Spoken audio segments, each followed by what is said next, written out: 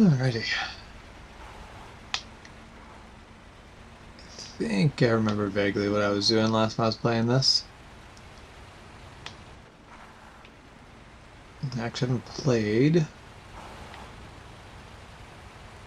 since doing a live stream with Juan, and we were playing in the co-op game, which this is not.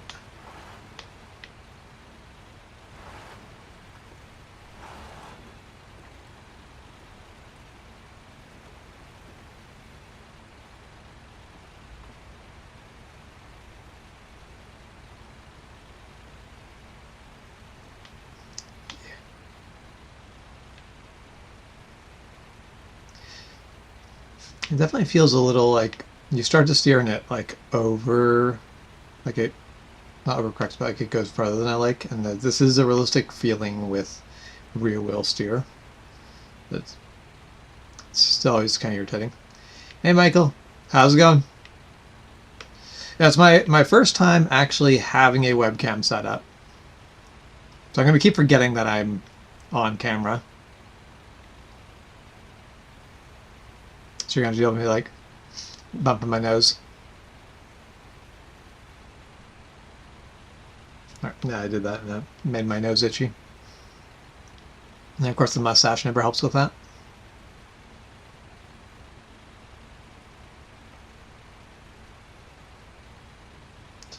One thing I do like about this truck though is it's slow. It's not...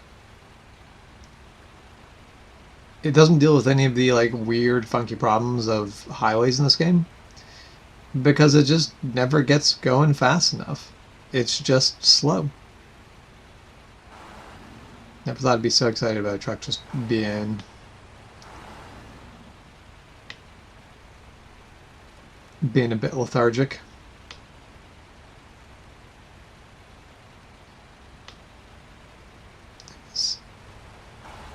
70 degrees with 7% humidity.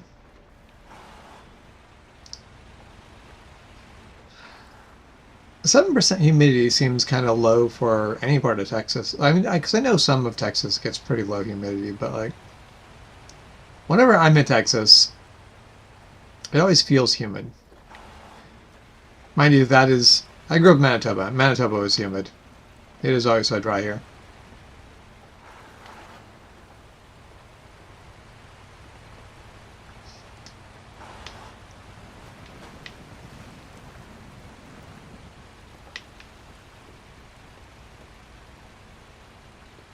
Well, you get up to what the other YouTubers want is your choice.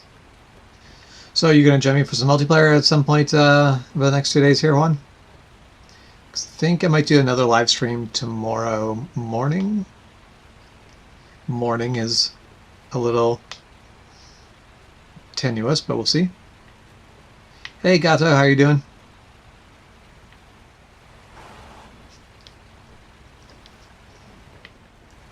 Okay, so normal humidity is 20%. Okay. Oh, don't tell me. Okay, there, yeah, there's a... Nope, I don't need a set. There.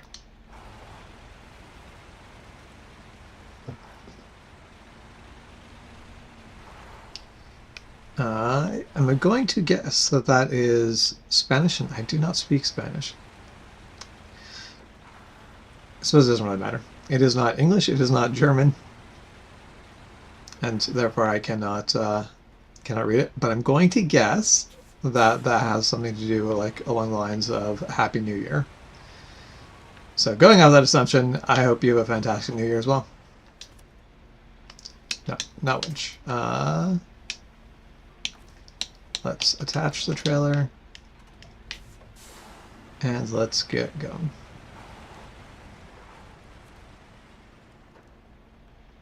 Okay, yes, perfect. Okay, so wooden planks go in the trailer. And now I am ready to rock and roll. Now I always avoid going around this way, but I've got a truck that can do it, so why don't we go for the horrible mucky way. I did not actually mean this to shift into high.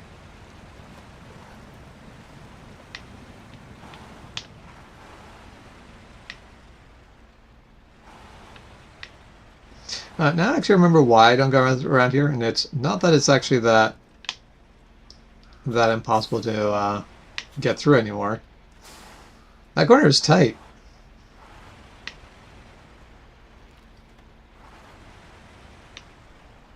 Yeah, just destroying all of the fence. This is fine. Yeah, that's... I have been in Houston quite a few times, usually when flying through, so I haven't been around a lot. But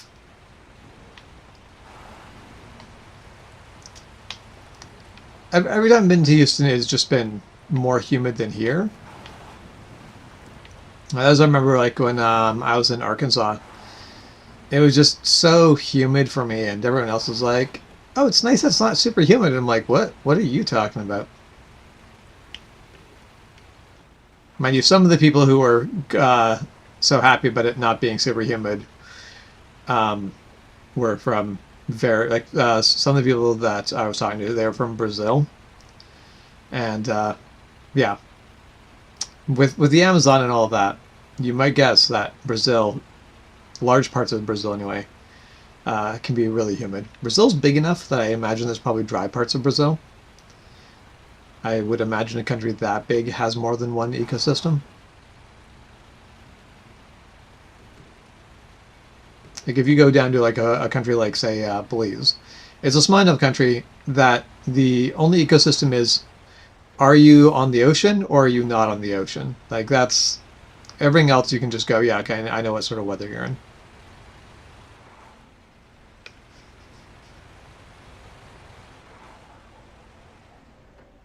Heck, a province like PEI, you you're going to have the same weather system over the entire country, not just the same ecosystem, but literally the same weather from one side of the island to the other because of the size of it.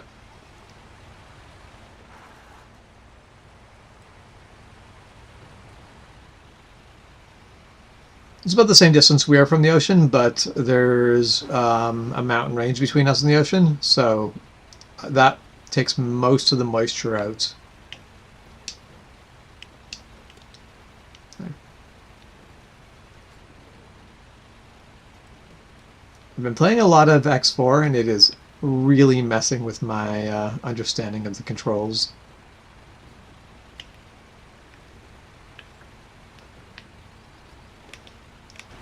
Also really wants to make me try to play in first person. I really enjoy playing in first person, but the problem is in this game, everything's behind you. And I can't use the mirrors. Like if I could VR this, I feel like first person would have to be the way to do it.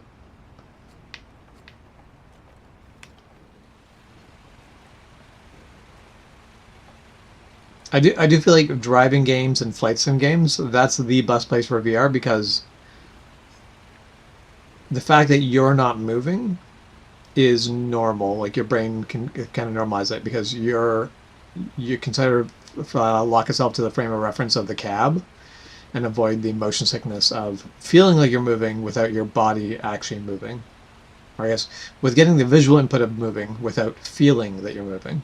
So those are two different things. Importantly so.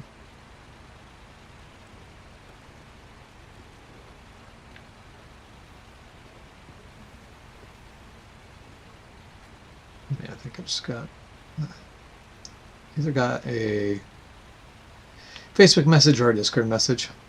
And I'll check when I'm changing province here.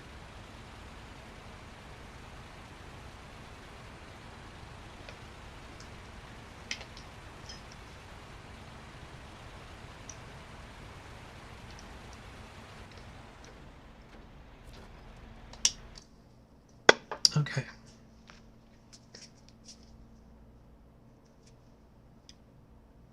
Okay, so you are from Brazil, Gata? Soy.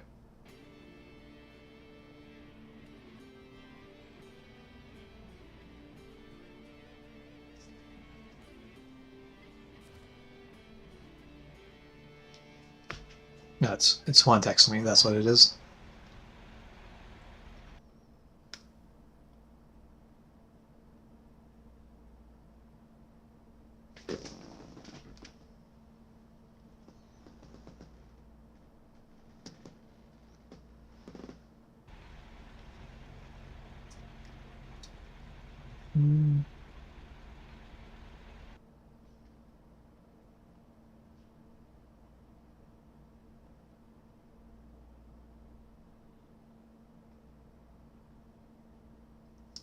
There. Making some adjustments on the vertical stream.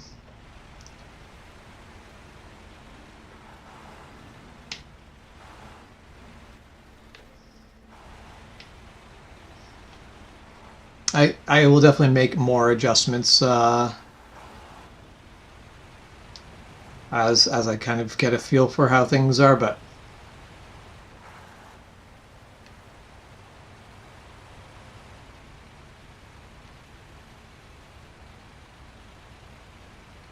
problem with vertical is that just there's not a lot of screen to work with. And for some reason, like as much as landscape is just the better way to deal with everything, people hold their phones vertically. So that's just the way it is. We need hats for me. I mean, I can go get a hat if you want. Someone wants to do a super chat, I can go put on a hat. You have to deal with whatever hat I can find around the house, though.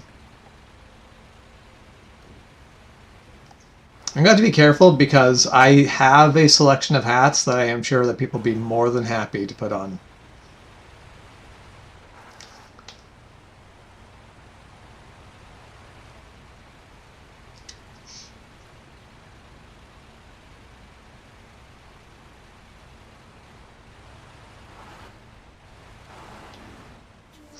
Oh, right. Oh, I forgot about this.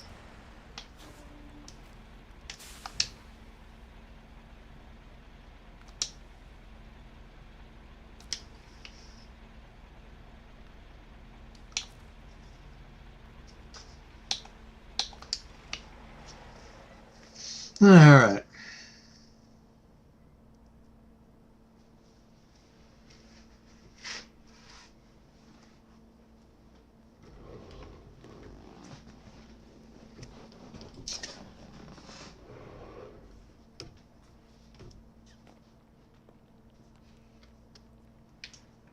Obviously, this is how I will differentiate myself from all the other vertical streamers.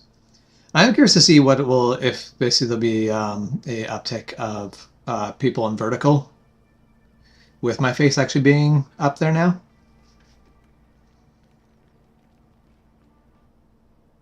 Should probably also do my face just slightly bigger in the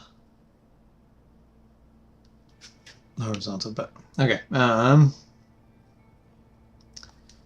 So to open this road, I need spare parts. Spare parts are not hard to find. However,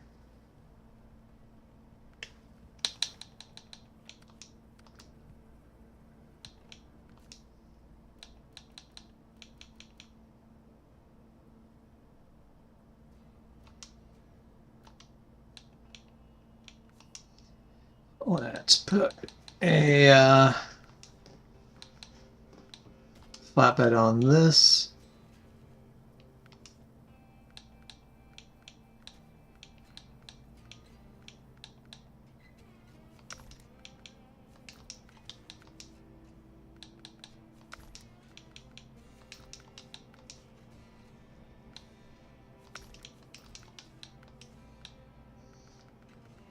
I don't know why I put the Fleet Star... Oh wait, hold on. I know why I put the Fleet Star back to stock, because I'm not really using the Fleet Star anymore in this game.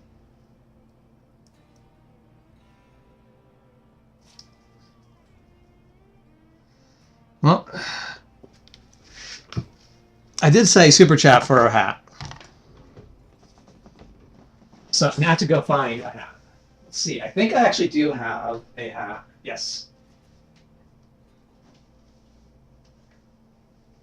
Unfortunately, the hat that you're really going to want to see is not in the house at the moment, so you don't get that. It's getting warm. I'm going to actually... I'll strip for the camera here. There. So this is a landsnake hat. This is a the sort of hat that would be worn by German mercenaries in the 1500s. Why do I have a lancet hat? Because that is what I go and play in every time I go play with swords. And the swords I play with are mostly from that time period.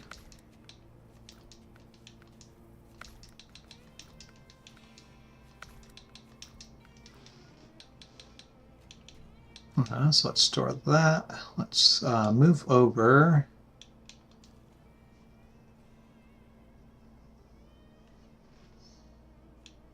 I'm sure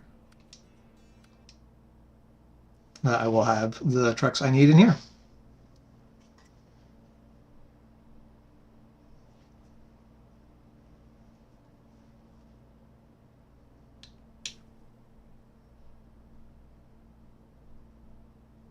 Oh no! See, I've got the hat we should get for Juan. I know exactly what hat Juan needs. Okay, so we're just going to empty out this garage entirely because there isn't really much I need. Like, I'm willing to just leave this section blank for now. I'm going to focus on Smithville Dam for a bit.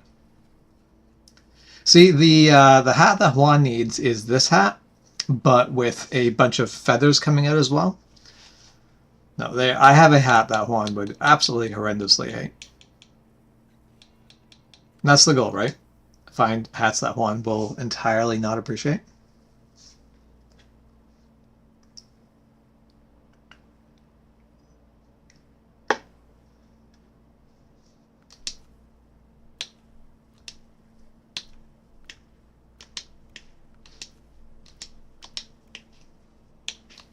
Okay, let's go put a... Oh. Forgot to take the flatbed off of this truck.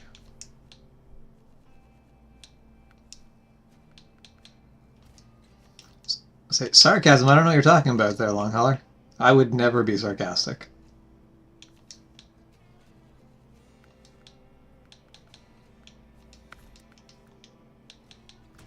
Okay. No, it's nighttime. We're not leaving at night. Morning. Perfect.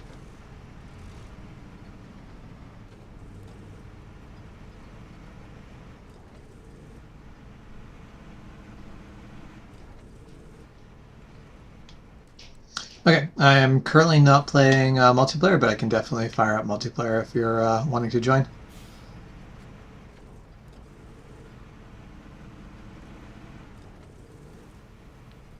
Oh, let's stay on the road more than not. That'd be great.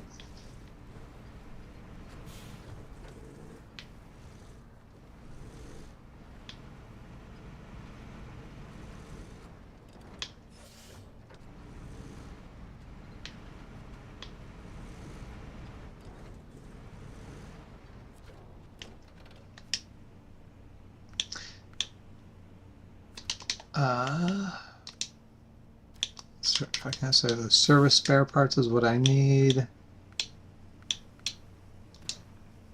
Not on the loading platform, on the truck.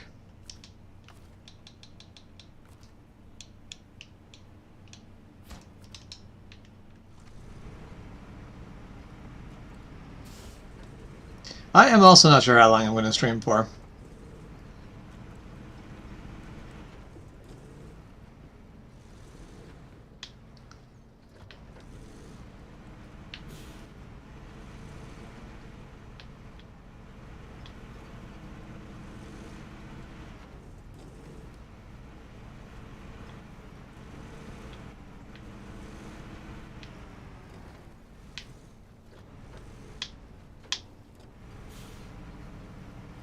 You're a bit paranoid running the trip that you're currently on? Weather, cargo, people?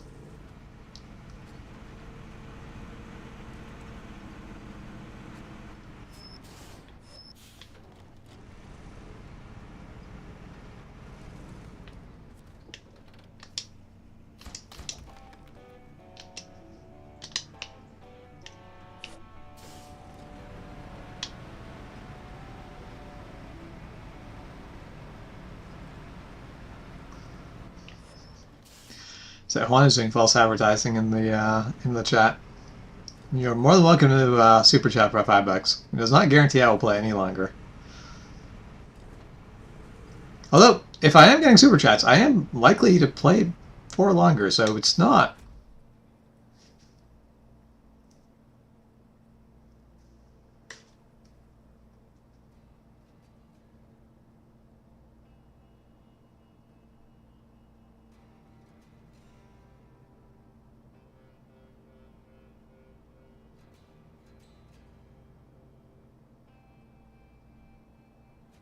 Oh, you're playing Elite Dangerous currently? I actually really enjoy Elite Dangerous. Elite Dangerous is a lot of fun. I've been playing a lot of X4 recently, and I want Elite Dangerous, but I want to have the bigger scale of X4. Yep. Apparently, I'm neglecting the chat on the vertical. Hey, Ferk, I'm hoping you're having a fantastic New Year. Apparently, Vertical's getting all of the non-North American traffic. I was going to say, like, the overseas traffic, and I'm like, I don't think South America counts as overseas. There's a very tiny little bit of land connecting it. So, it's not very connected, but it's still connected. All right.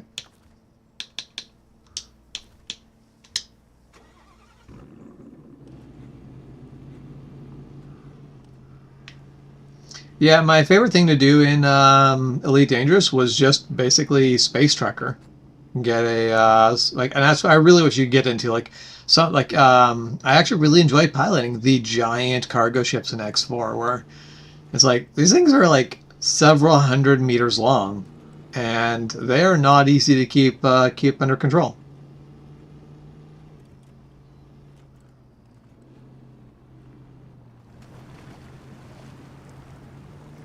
Oh, that is quite the puddle there.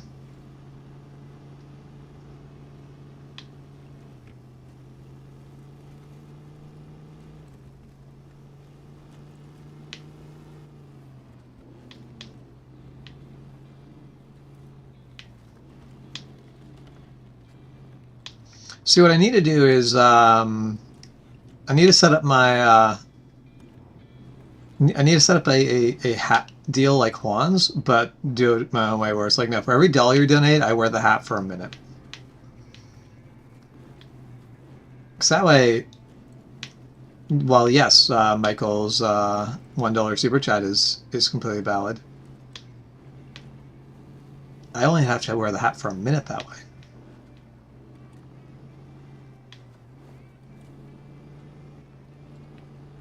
I think this right here is one of my favorite parts of SnowRunner, is the just like sort of rock crawling my way around. And that's where I do think I will probably enjoy expeditions when I do get it. Okay, so yes, there is a watchtower this way.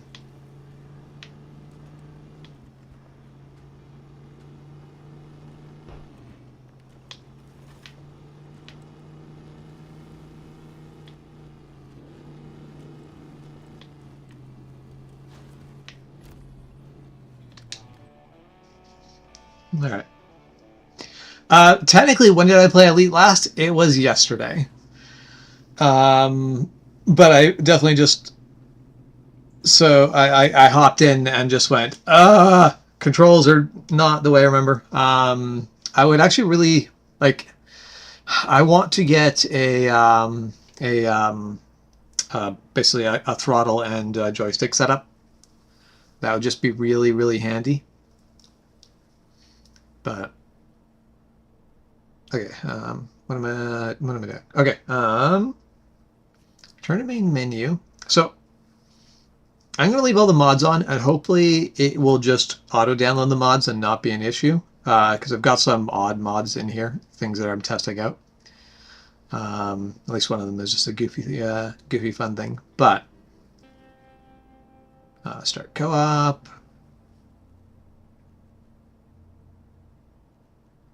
create game, private. Yeah, okay, so all of that's correct. Let's launch in. Yes, I want hot ass. I want HOTAS, not hot ass. Slightly different things. Although I'm pretty sure the entire reason people pronounce it HOTAS is simply to avoid saying hot ass.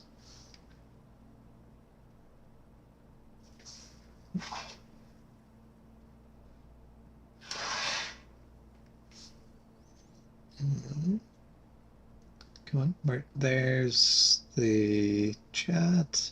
No, but I will need the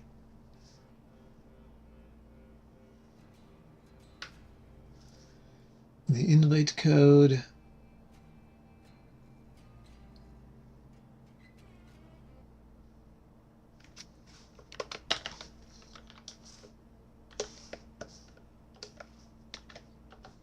Okay.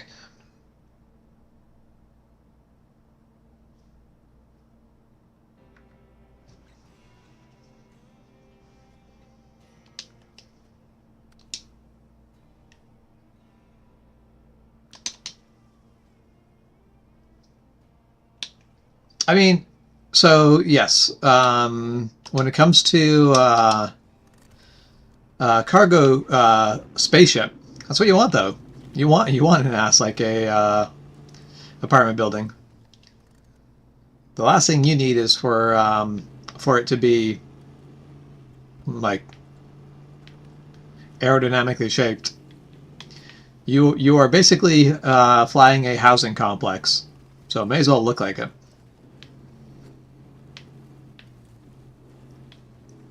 Basically, you are flying a glorified shipping container.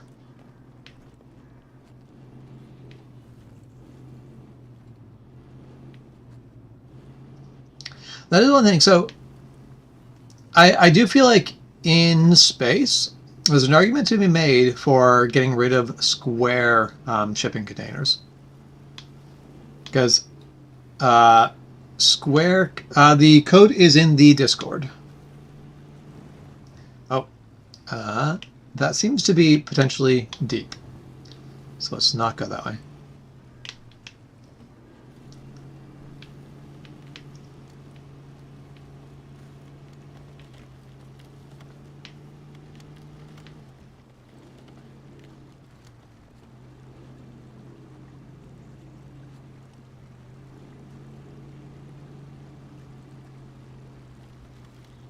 Yeah, so LongHauler, do you play a lot of Elite Dangerous? Because there's part of me that wants to get in and start really get dedicated enough to put in the time to get a carrier.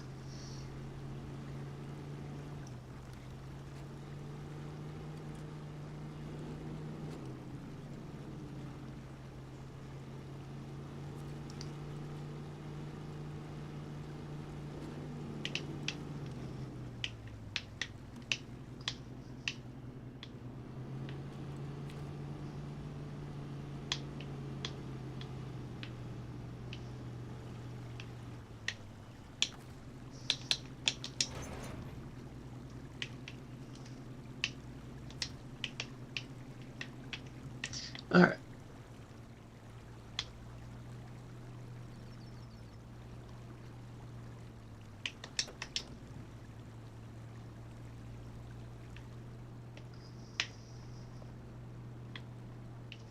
Well, good thing there's a winch, or a good thing there's a tree close by, because there's literally no way to move out of that.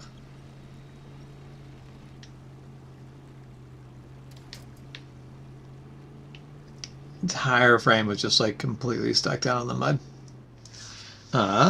Yeah, made me kind of curious how many hours I've got in Elite Dangerous. I think I have less hours than you. It is a game. It's a game I got into, but not one that I played a ton of. So let's see. No. No. Making this harder on myself than I need. View profile.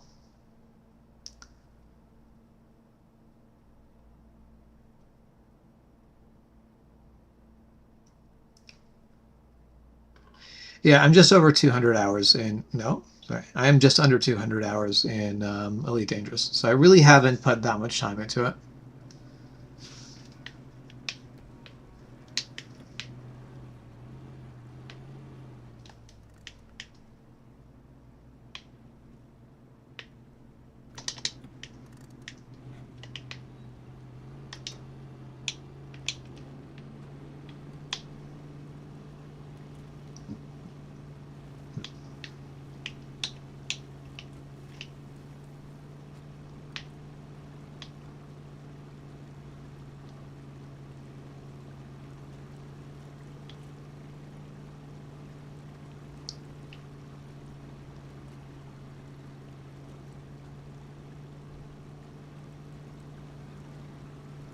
Actually, that makes me curious.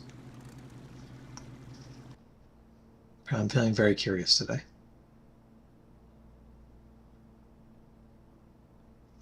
How much time have I spent playing X?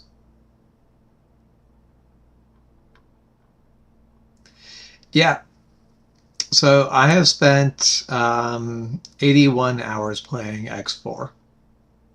Uh, so I haven't spent very much time playing X4, and I have already almost half the time I spent in Elite Dangerous. So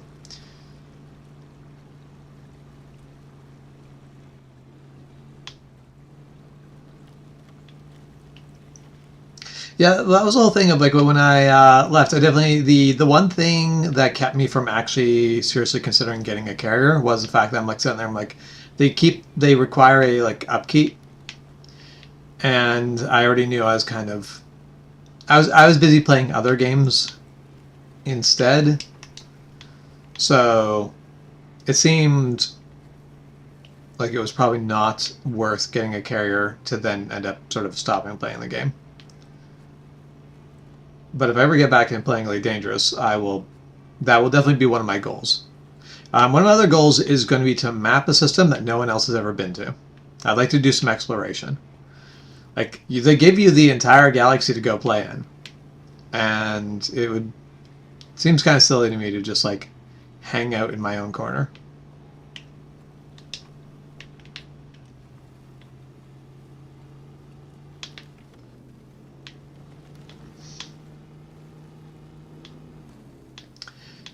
Yeah, it's only a couple hundred mil a year. But like you are correct. That is like the upkeep is not a particular roaming amount as long as you're still playing somewhat.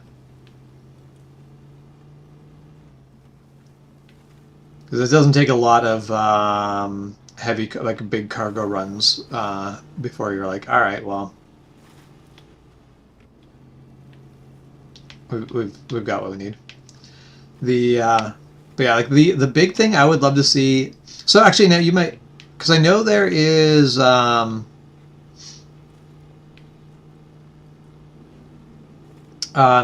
they had some aircraft that had or some spaceships that had like fighter. You could basically launch fighters from. Have they added more like that? Because I did actually really like didn't play with it a lot, but I did enjoy the system of how deep is this water?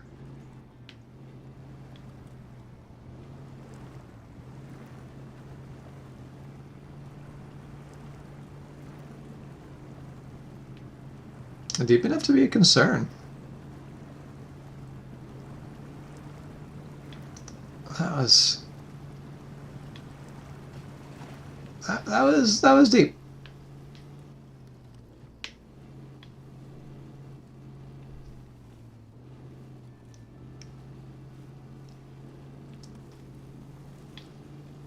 Because that's the thing I enjoy most about X4 is the fact that you can basically pilot like proper carriers.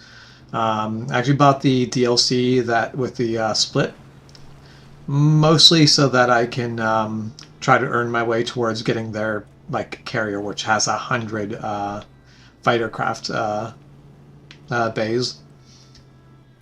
Where am I? I am. So if you look at the map, Smithville Dam has barely been explored. The two things I need currently done is The logging state missions I need to go through from Black River. I am currently not doing the pipe dream missions, mostly because I want this fuel container still there.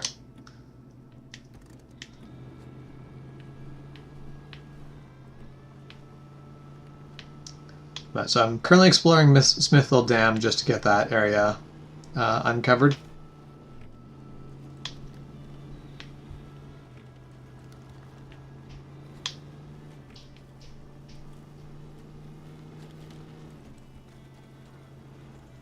Oof. There's a lot of roll to the left there.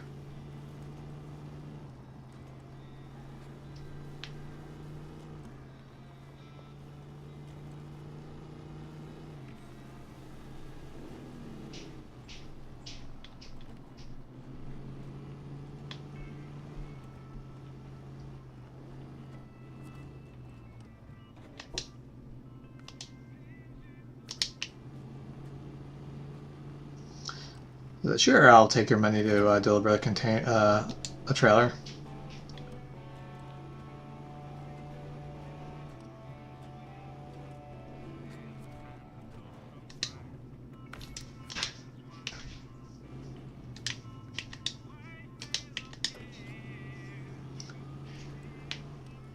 Okay. May as well head this way because I know I need to unblock more road this way.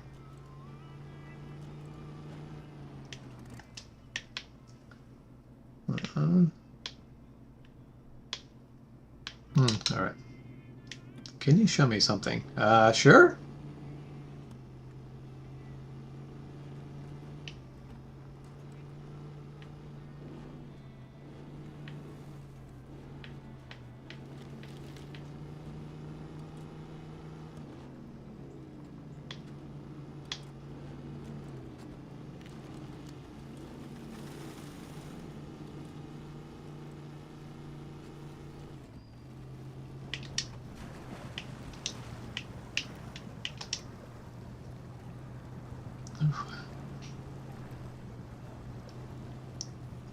Mud's quite deep here. Don't feel like this is one of those cases of going around the thing is probably the sensible way to do this.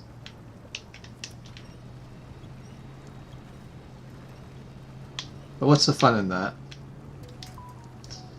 It's like those mud pits that people go through, not because that's the good way to go through the area, but because they want to see if their vehicle can do it.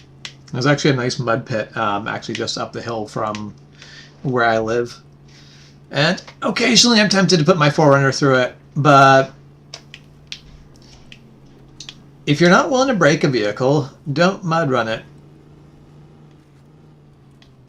It's just it's a bad idea.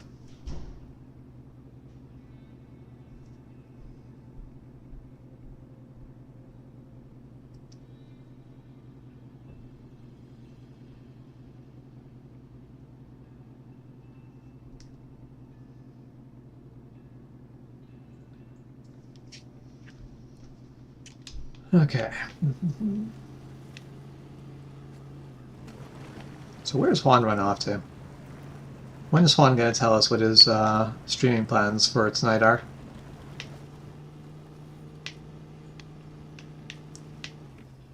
We need to be able to know we can count in the New Year's with him. Say that's a pretty steep angle there. Okay. The hat is coming off. If anyone wants me to wear the hat, I'll need more super chats.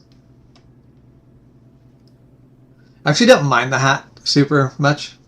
I was never a big fan of hats, but I also don't like the sun in my eyes. And the options there are sunglasses or hats.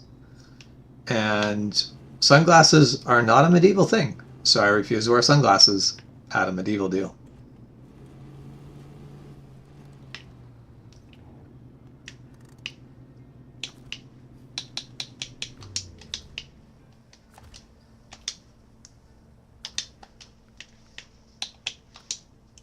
Still working on getting a ring set up. Oh, so this also needs service parts. Well, let's...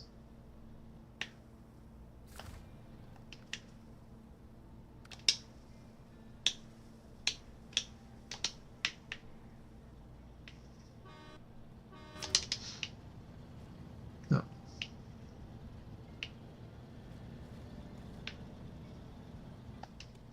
Where is... I hear LongHauler, I don't... Ah! There. Now I see LongHauler.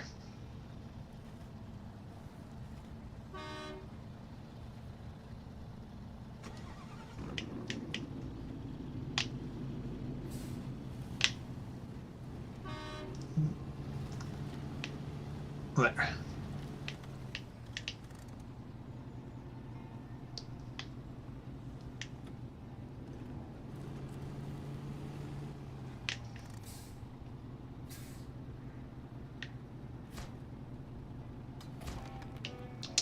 Excellent.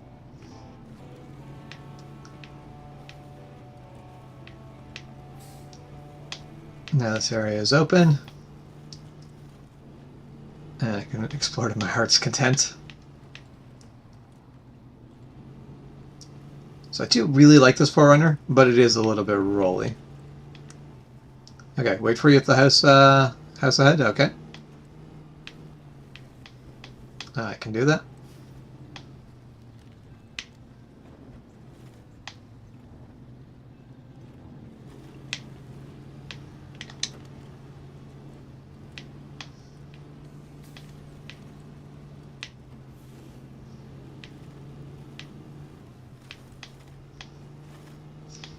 I've definitely seen roads that are this bad, like with the muds and everything, where you like your vehicle it gets like completely pulled into one of the ruts.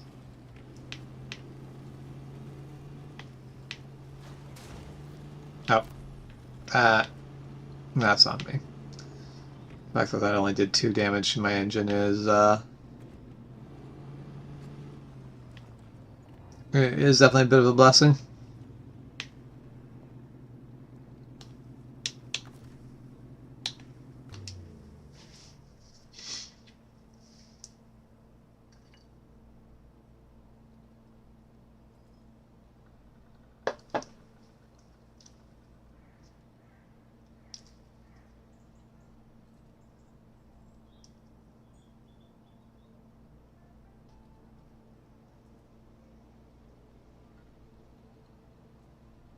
Sorry, all the highs responses from you are from a bot.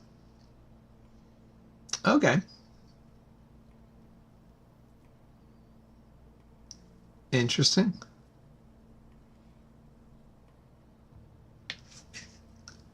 Oh, you were upside down. Okay. Let's see if we can fix this.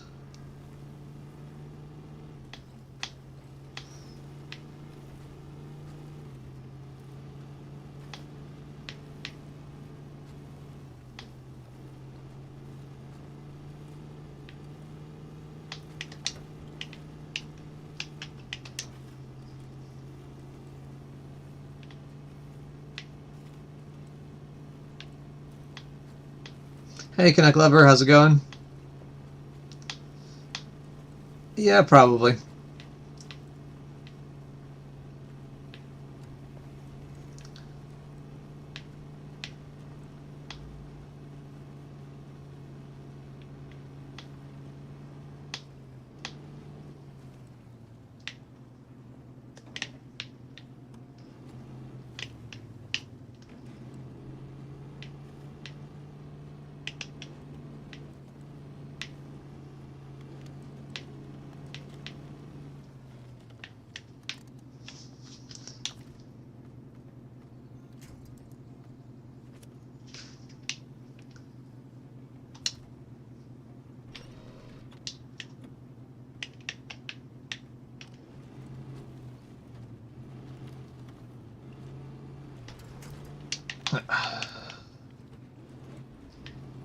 Yeah, that is I can get the truck actually rolled pretty far.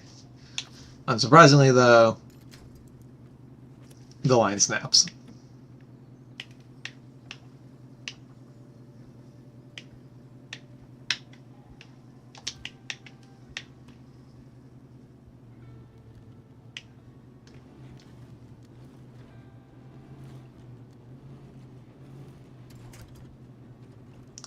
So close to. Okay. So it's not like the weight of the vehicle is actually... Okay, I'll try it again, and I'll try to hold it just like when we're just rolled you over to your side a little bit. So where you can basically start your engine.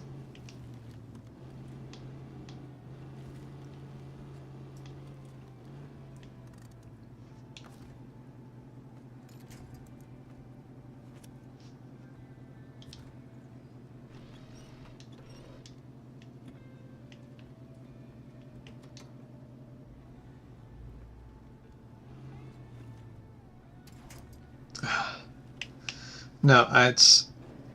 I think I'm going to need something with a more heavy-duty winch.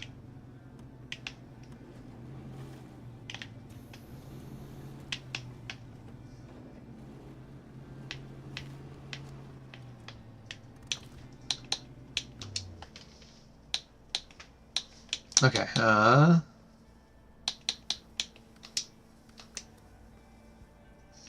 mean, you can recover if you want.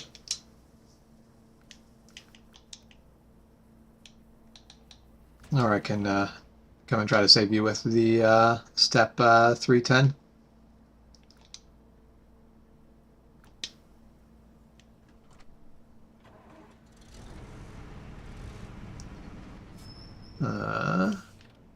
Just trying to think if there's a particular useful thing to bring down that way. Not sure.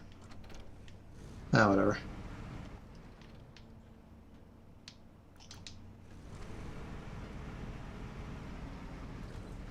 Okay. Step 310 is headed your way, because I think... Before I go all the way, let's just quickly loop back in. Let's make sure I have the biggest winch possible on this thing, because I think I've got the winch set up to do whatever I want.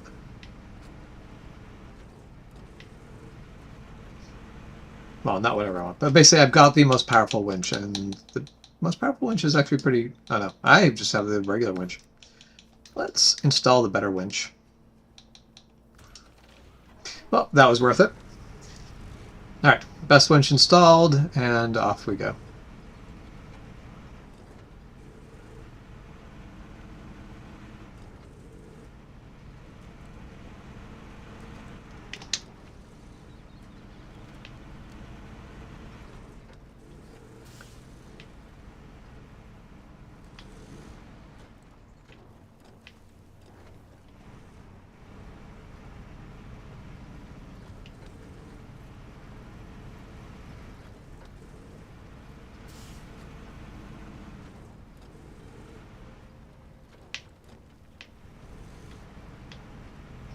I'm not going to stop by the warehouse to grab stuff, but I can grab fuel from the gas station to load up my deck. I don't feel like I need weight, because like the 4Runner had enough weight to actually move that truck over just fine. What I was missing was a tow cable that was strong enough.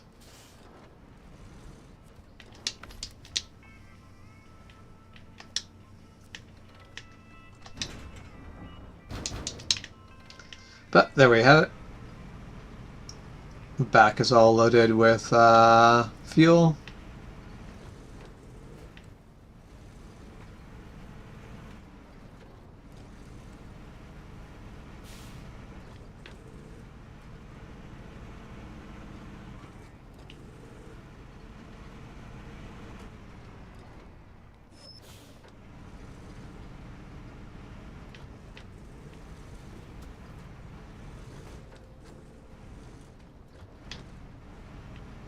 Yeah, I definitely had the same thought. I'm like, you have a crane, so if you can get power to the crane, that will go a long way.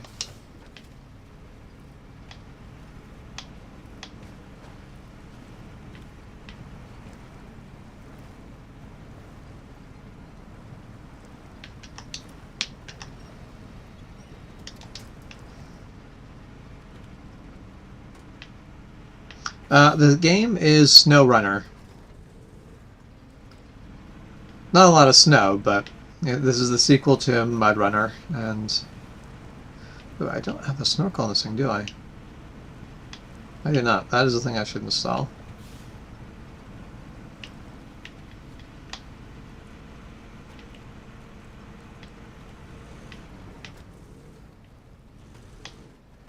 Alright, there we are. Now, can I just sneak up this way, right away to start? And I'll come back up.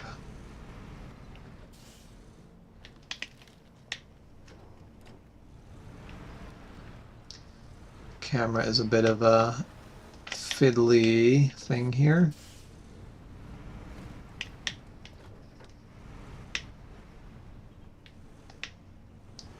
Let's careful not roll this thing.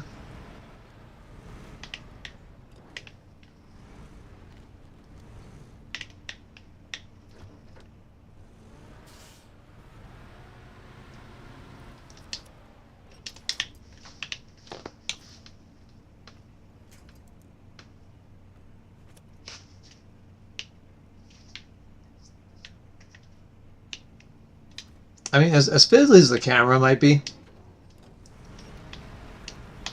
it could be a lot worse.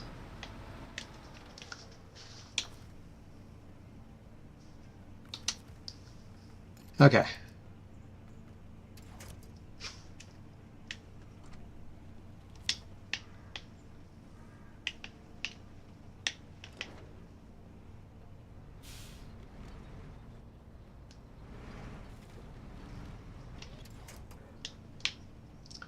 Oh, damn it.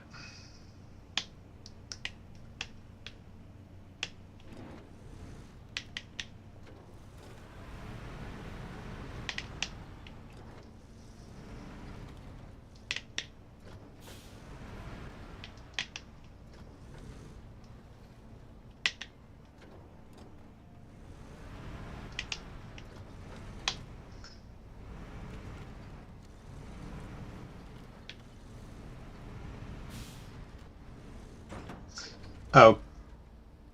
Are you kidding me?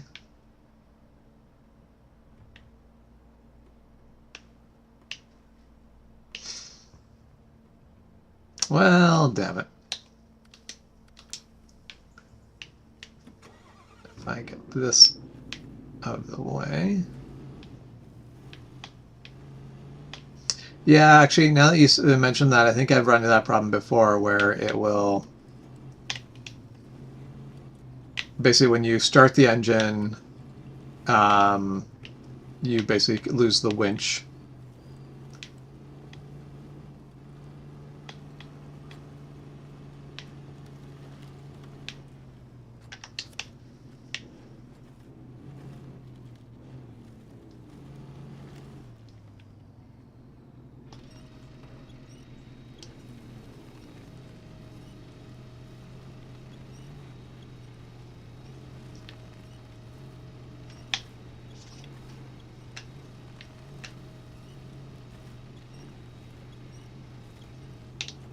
Yeah.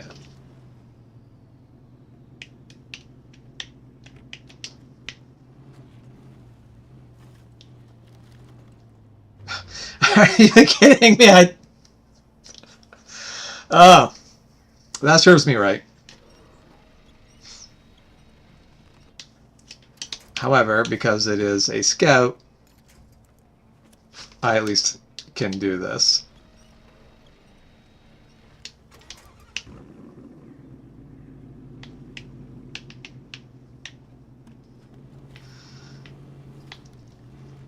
You can say I can't park there all you want, Juan. Are you going to come over here and stop me from parking there? Because if you're not, then it sounds like I can park there.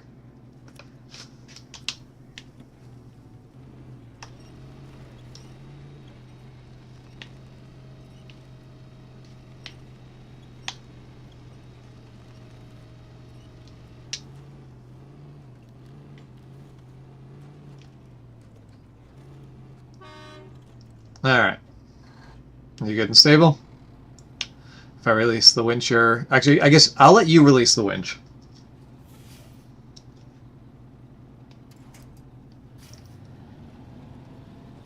Perfect.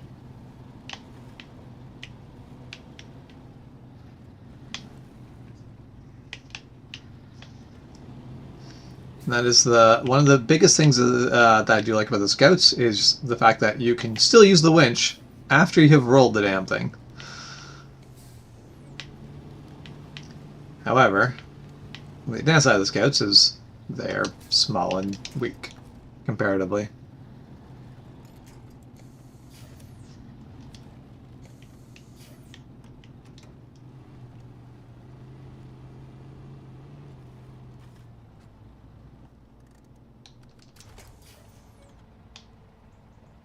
Alright.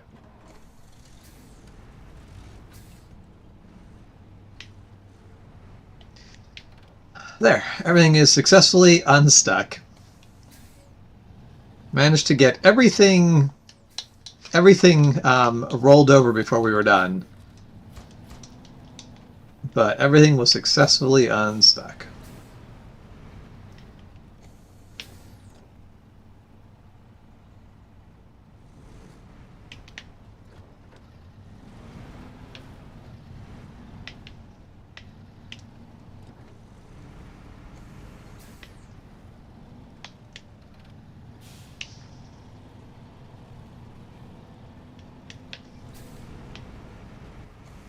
I may as well park this by the house up ahead, because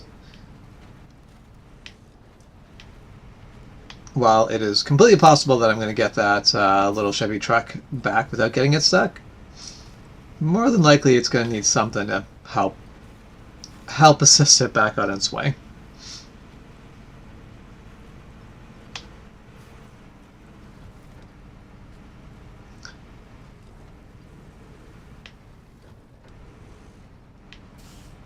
So eventually, one of these days, I will stream this game, and there will actually be snow.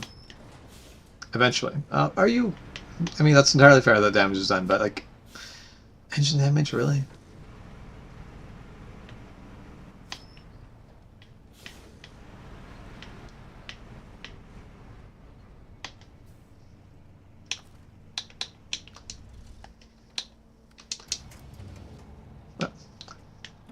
Sorry. I see what you're trying to do. But I've come back to claim my 4Runner.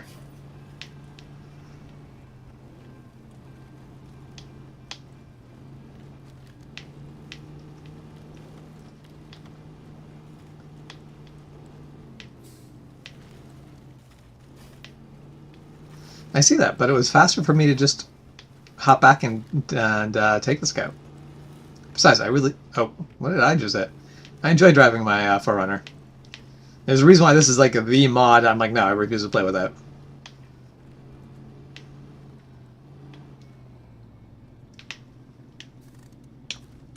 Okay. And I'm going to skip the night.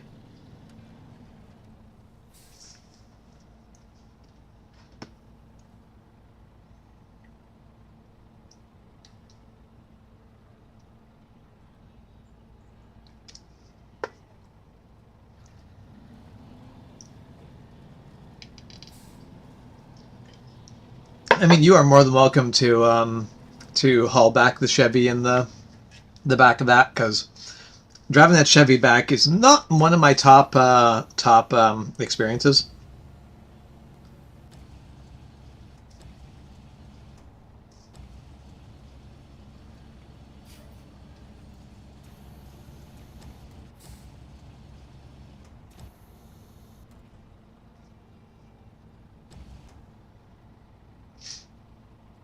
Very nice. Imagine getting your truck repoed, and someone basically comes and just lifts the whole thing up by the ceiling. Just like, nah. Not like that was actually really nicely dropped into the deck though. But I just love how like the tow hook just attaches to the ceiling. It's like, cartoon logic. Just put a giant magnet on the end of it.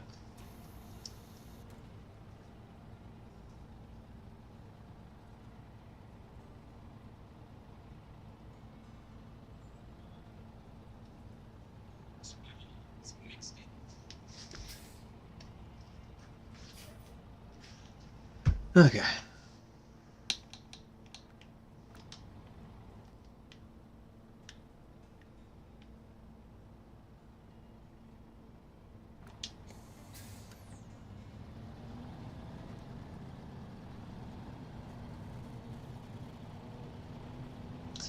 In Europe, they use a crane truck to do repo. It doesn't seem cost effective, but also like it would work just fine. Okay. Back to the original mission that I started with on this. Delivering this to the damn farm.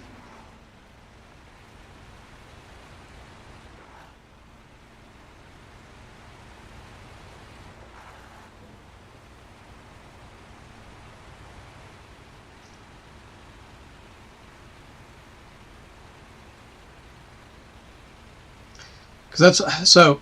I have seen places where people want to get a hot tub installed, but there isn't enough space between the houses. Like, there's no way into the space they want the hot tub installed, so they like get it craned in. But I know that most of the time, just getting the hot tub craned in over a house costs the same amount as a hot tub, and hot tubs are not cheap. So people are spending like 20 grand, 10 grand on the hot tub, 10 grand on getting it craned in. So I can't imagine getting a crane truck to repo a vehicle would be remotely cost effective.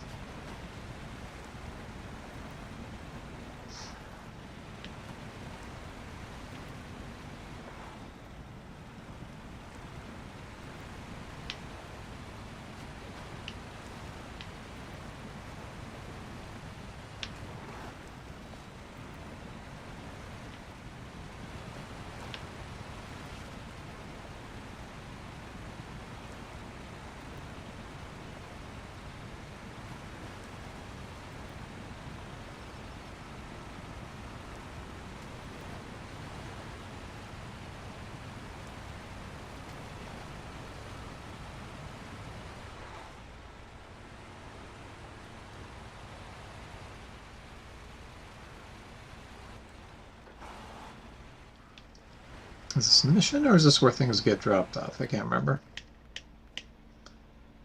Could probably make this easier on myself and be tracking that mission.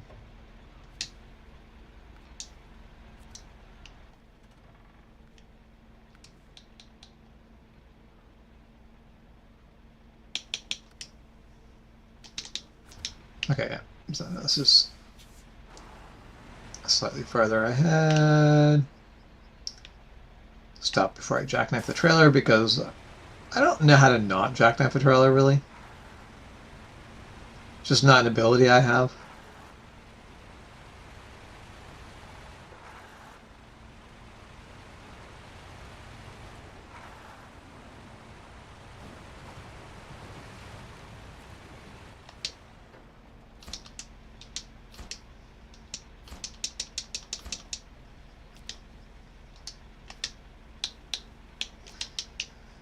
Okay, so that's done. Now all I have to do is bring the fuel out here.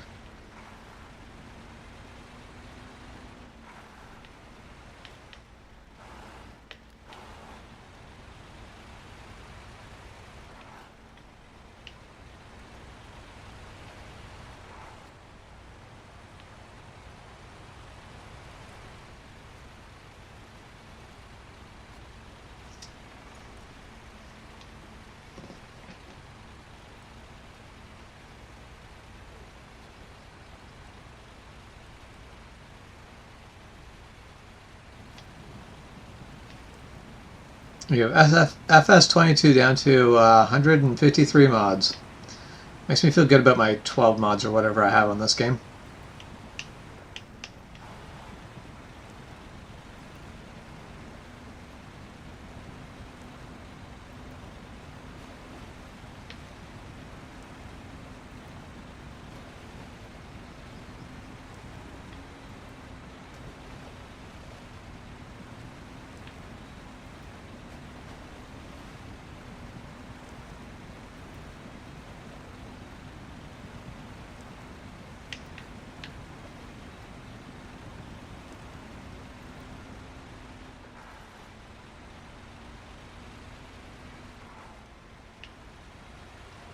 Yes. Why won't more people join your game? Now,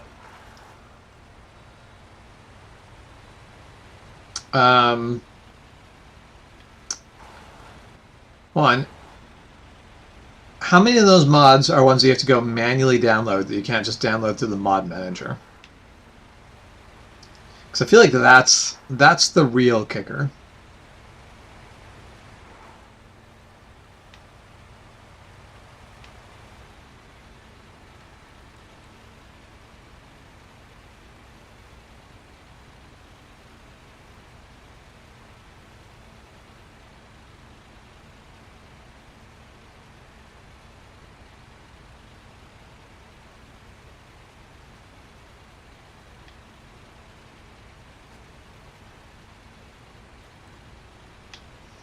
Okay, yeah, you have made it easy. At least you haven't made it as big of a problem as it could be.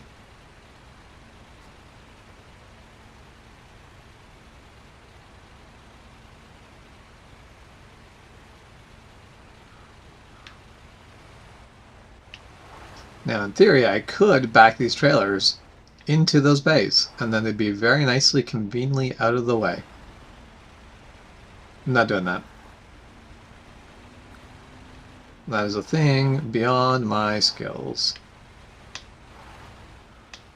So what I'm going to do instead is just pull the trailer up as close as I can and detach the trailer like so.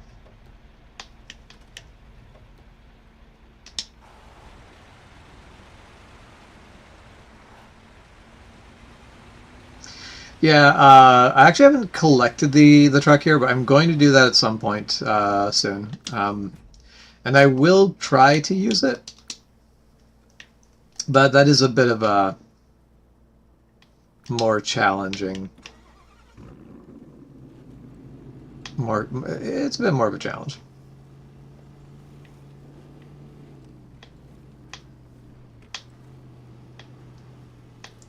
See, the mud is nice and shallow over here already.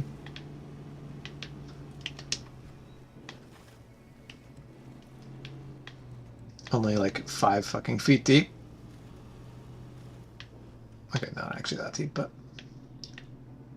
can I not roll? That'd be fantastic.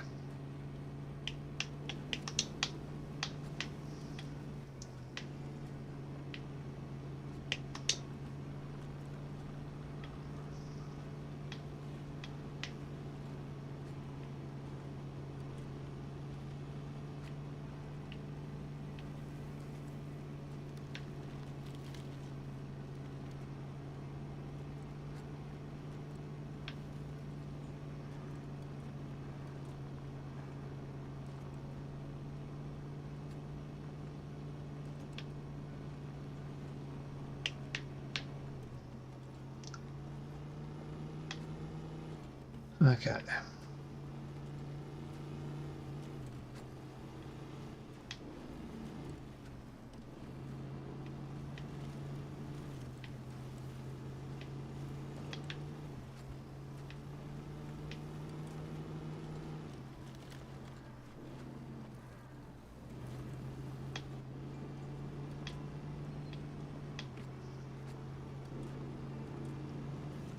Okay, let's get the other side here.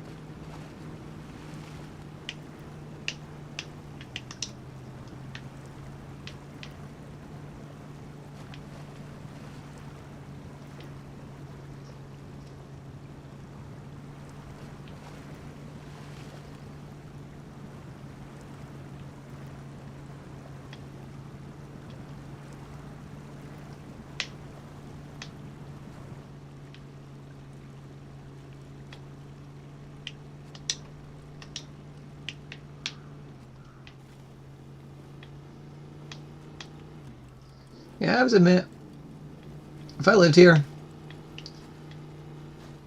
I feel like I would I'd be complaining about the state of the roads.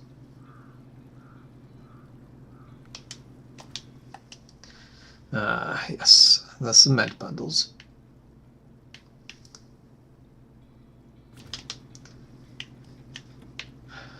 I don't have anything currently. I do not have a truck that can haul them currently, and I do not have a truck with a crane on it currently, so those are going to wait.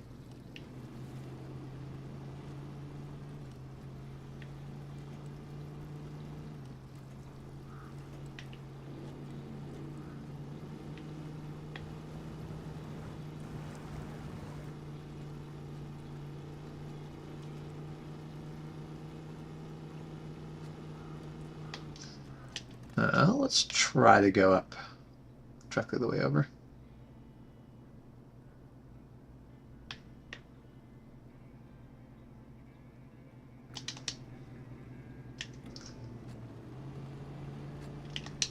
I'll go up 4x4 immediately because I just feel like this is not a two-wheel drive portion.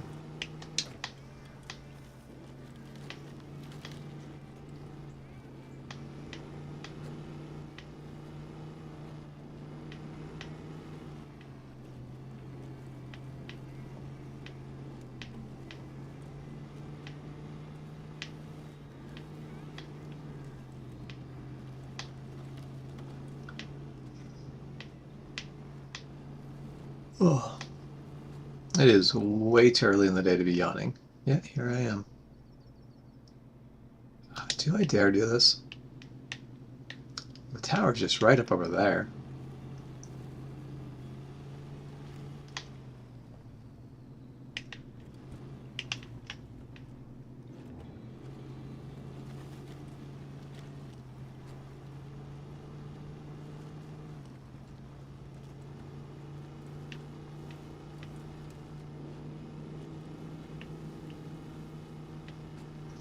I think this might actually be the best way to get to this one, because I've gotten this tower the other way before, and I think this is the preferred way.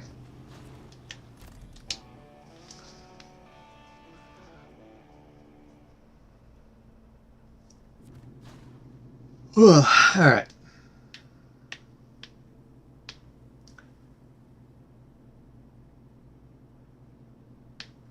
So I think I'll probably grab these things over here. I will not try to haul out the International Transstar with a Scout. The Lucky Fisherman I might do, though. Sure, but I'll probably come up this way and grab the upgrade.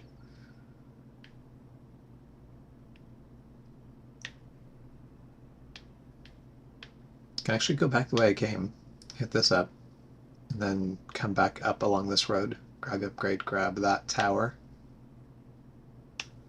I see LongHauler is taking the direct route between the fuel station and the farm. Not taking no highway, not taking the long way. Well, they do say God hates a coward, so.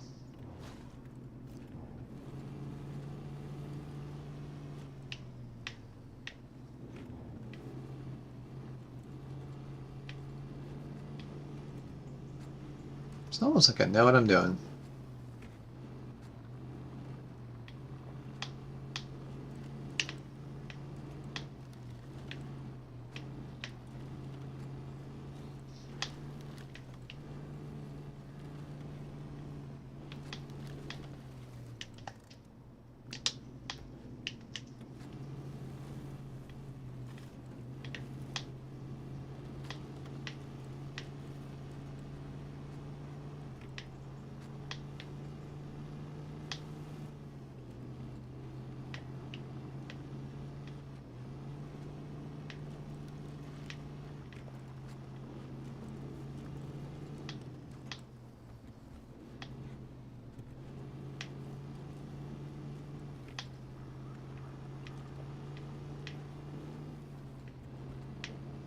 Okay, you're gonna go,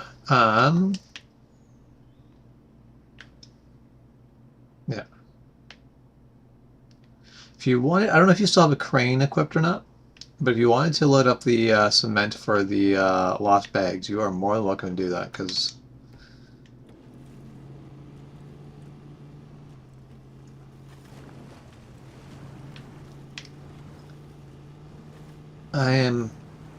I'm completely capable of going and grabbing a crane and doing it myself later. But if you happen to be in the area with a crane,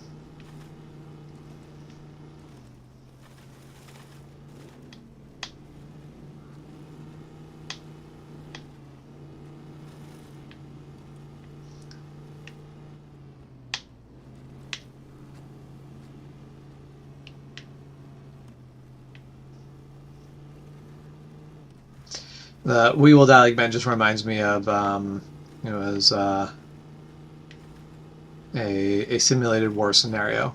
On the one side, kind of had the whole like we will die heroes sort of speech, and the other side was like listening, and then was like, all right, we'll do our own motivational speech. And the motivational speech was more or less they're going to die like heroes, and we're going to help them. We will help them die valiantly.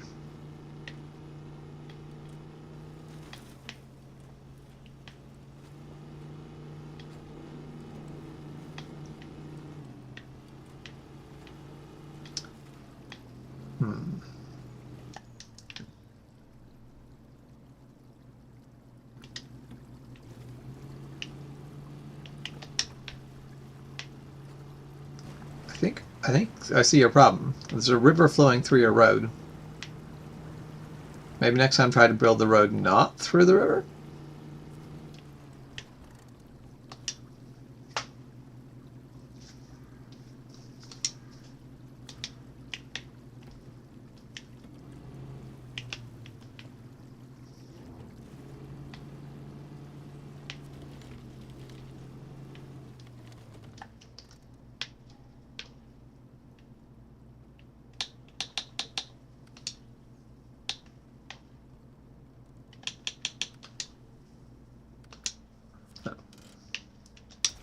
Let's move this onto the garage. Yeah, so just because I don't have a reason to have two of those. Definitely gonna keep my original one though. Should have brought the step out there with a hitch.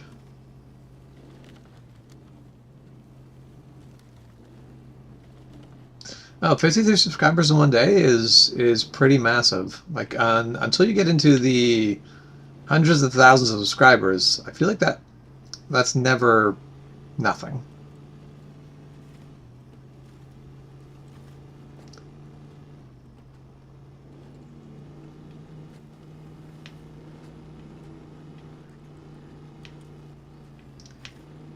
How deep could it be?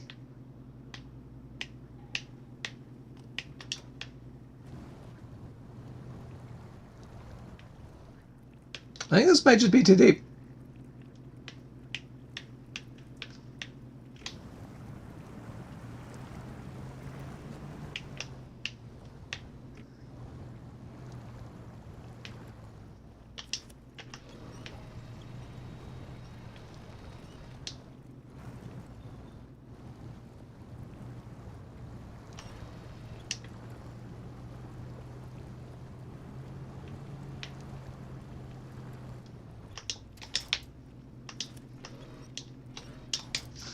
Okay, let's...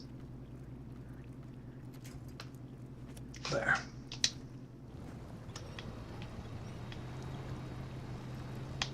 See? Not too deep at all.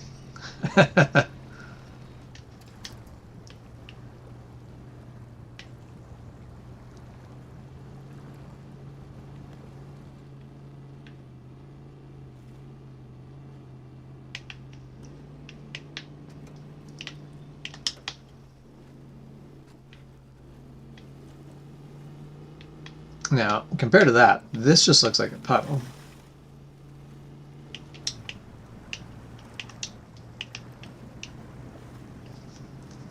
I'm going to say the mud's very deep, but at least the water's not deep.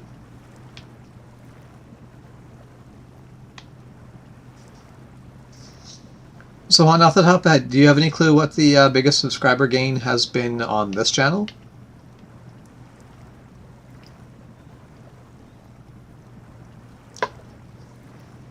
So I'm not sure if we've ever gained more than 10 people in not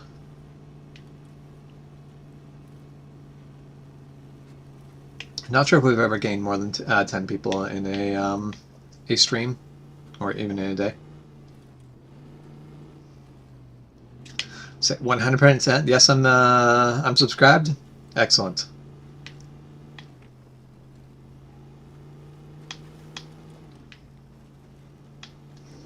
But how many... No, this poll's annoying, and I'm going to ignore it, are there? It's the real question.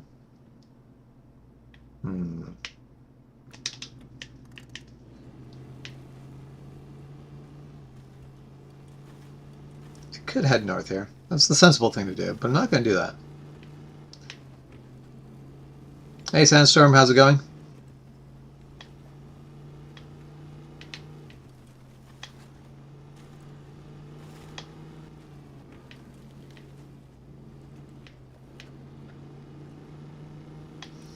So I will only refer to you as Epic Sandstorm if another Sandstorm arrives. So I feel like we don't need to differentiate you between you and a regular Sandstorm, considering there's only one Sandstorm at the moment.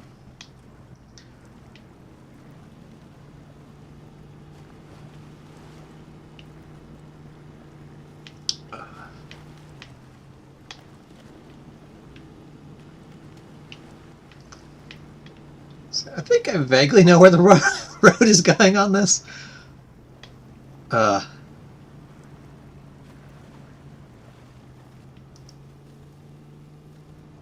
man.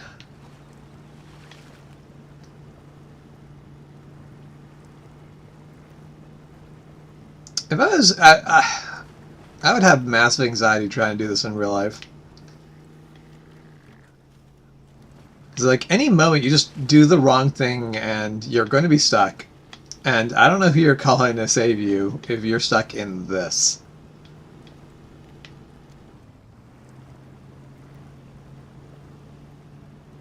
See, Matt's off-road recovery enough, but I see him. He tends to usually be in desert. I haven't seen a lot of recoveries in this sort of terrain. It's not that it'd be impossible to do. It's just they'd be messy. I think that's where you'd want to get a damn boat for the recovery.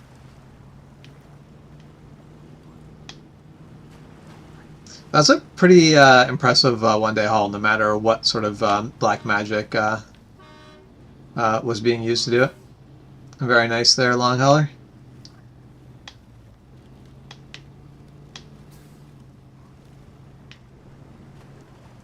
Okay, well, I may as well stop and refuel. Nope. Not recover, refuel. There. I do look forward to trying the Transstar, but I also have some skepticism of its usefulness around this map.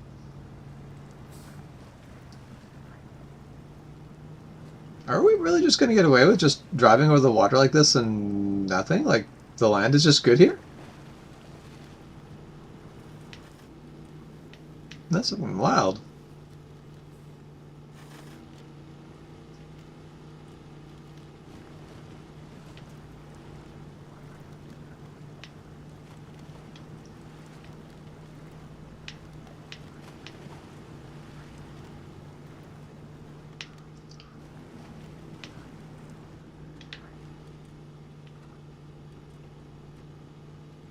I am surprised at how well I'm moving over this.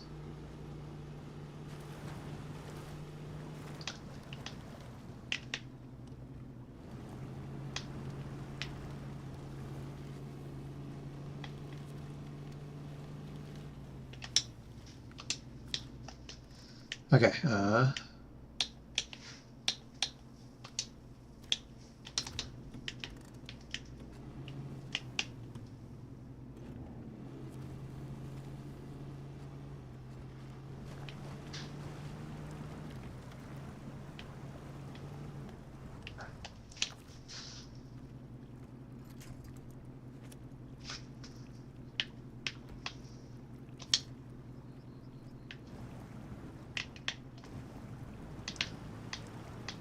I may have made mistakes.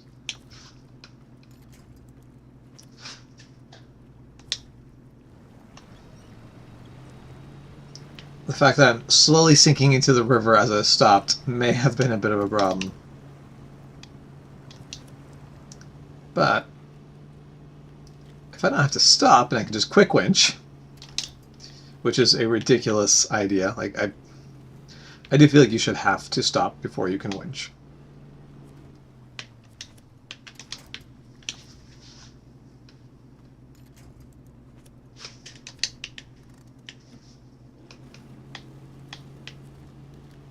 Okay. Let's see if we can go catch up with LongHauler.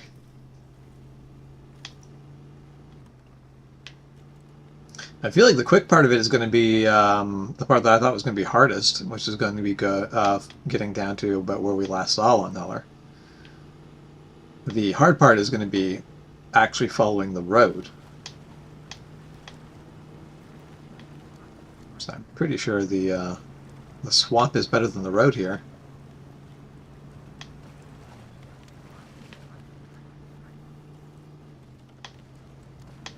I mean, I can park there. I definitely think I cannot park there. If I park in the swamp, I am just going to basically get bogged down and lose the truck. Might be able to drive through the lake pretty good, but parking in the lake seemed like it was a bad idea. I am not keen to try to repeat. I do appreciate the fact that like the pull of the winch cable is relatively correct, but at the same time, it is also highly annoying.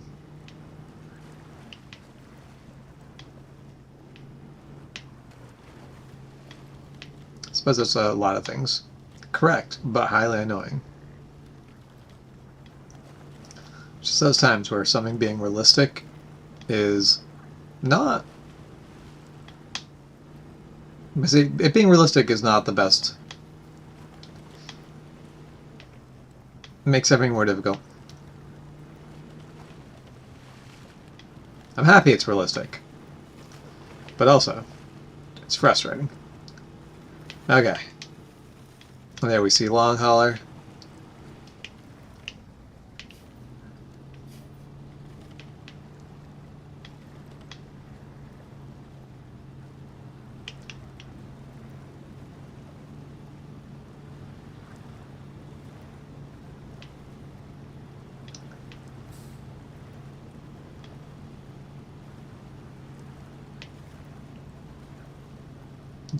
Oh, that's correct. The fast part of it was the river, or for some reason.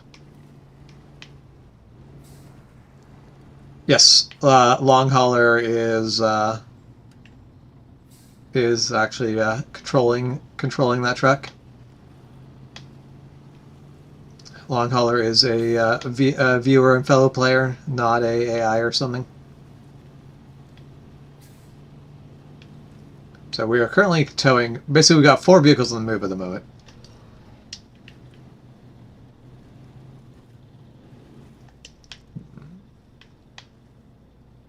Oh wait, is that bridge fixed?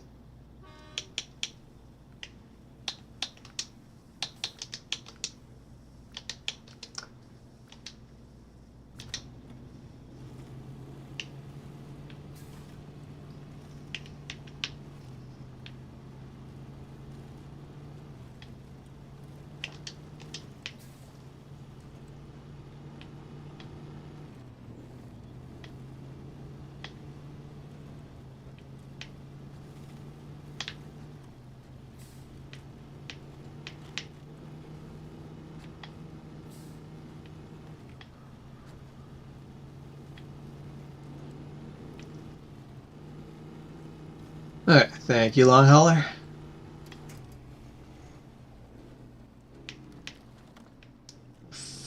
Okay, there. Excellent.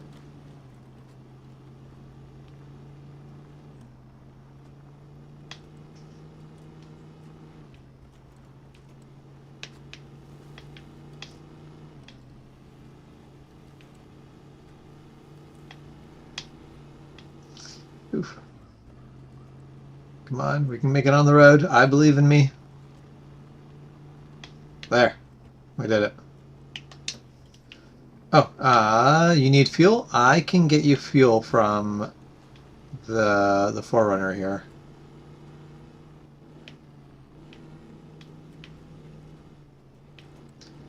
It is actually set up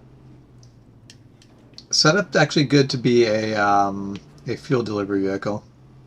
Doesn't have a ton of fuel, but enough to solve a lot of short-term issues.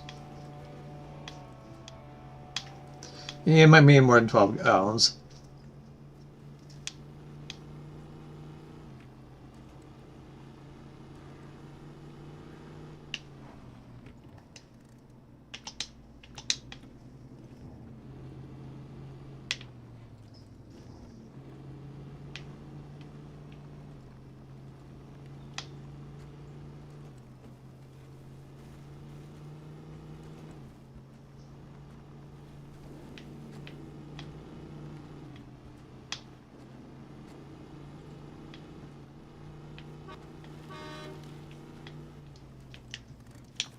Okay.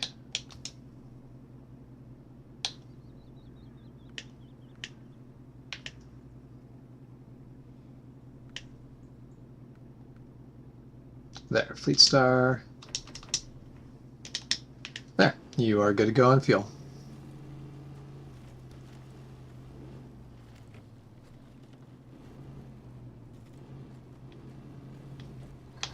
Yes, you could absolutely buy your own tankers and use the fuel tankers that you deliver around to fill them up first, as long as you leave enough fuel in the tankers to be able to finish the delivery mission.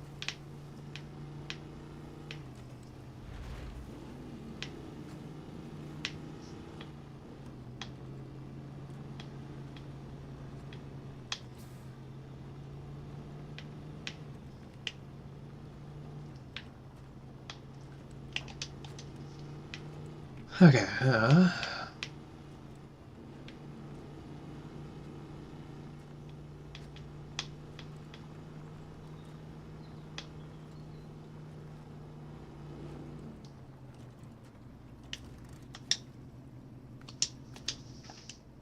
Well, I get the feeling that I'm pretty sure LongHauler just went through the river. I was like, detour?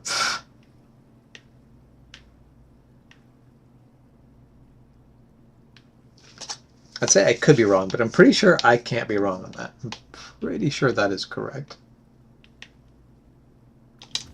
But, okay. I'm gonna head back the way I came, wave at LongHauler on our way by, and go pick up the upgrades and get that watchtower along that edge.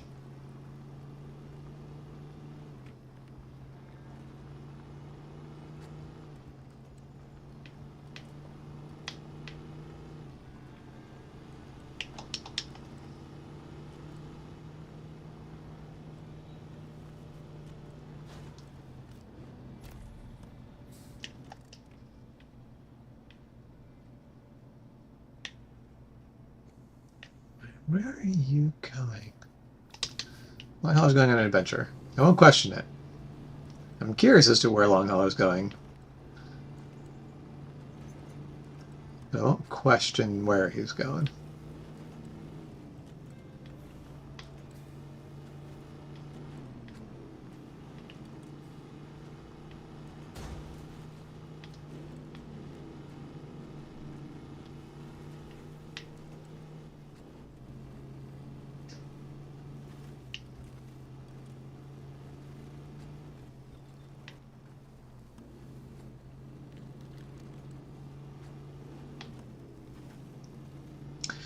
Want us to be one of those rare streams where we see absolutely no subscribers?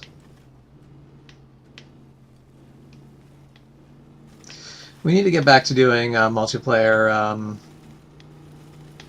games on like Friday nights. Those were always good to get subscriber base. Actually, having more back and forth conversation was always good.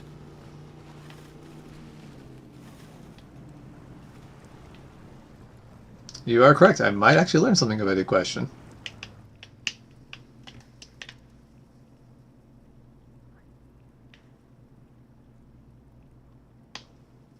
Oh, you've picked up a trailer from somewhere. Oh.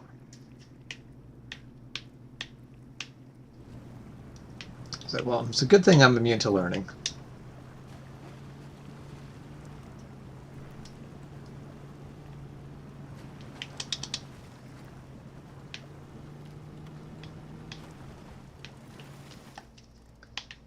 Now, does that trailer have the things you need to do the bridge? It does. I had a seeing suspicion where I'm like, as soon as I saw you had a trailer, I'm like, there's got to be a reason for the trailer.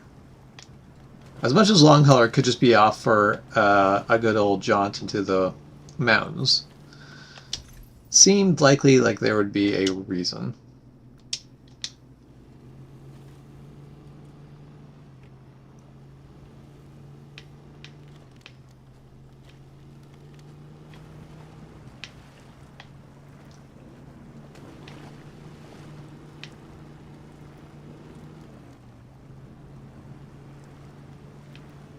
Aha.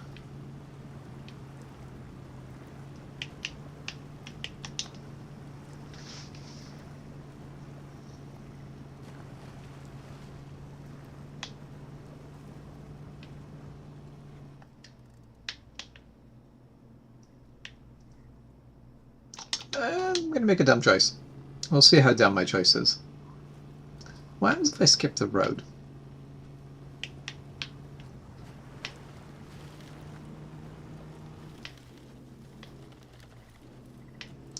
So I know how this goes if I go on the road. It is slow and it is grueling, but it's not the end of the world.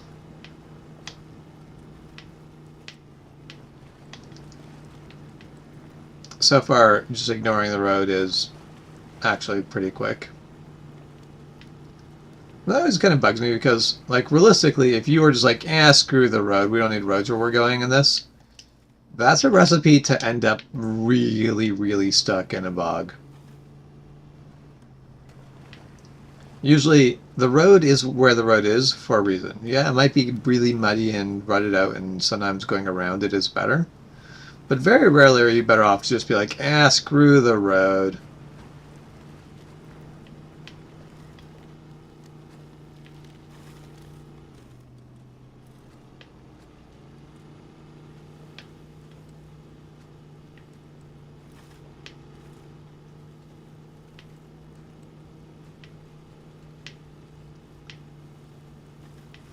Biggest challenge with the SnowRunner is always actually just keeping it pointed in the vaguely same sense that the road is aimed.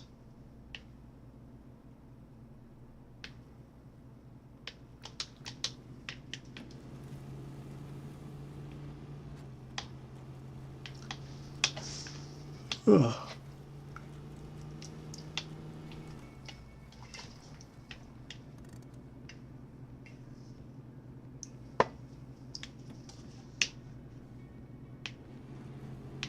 Wait, sorry, how do I explain you?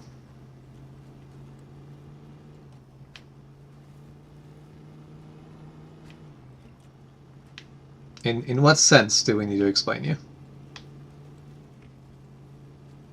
What's the conundrum we must explain away?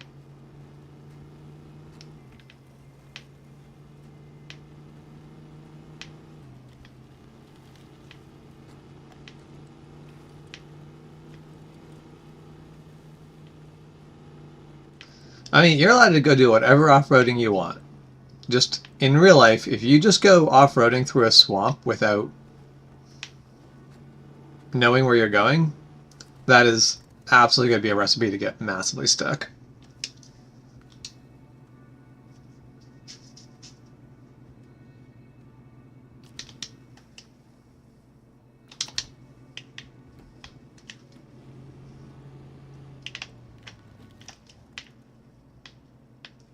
Okay.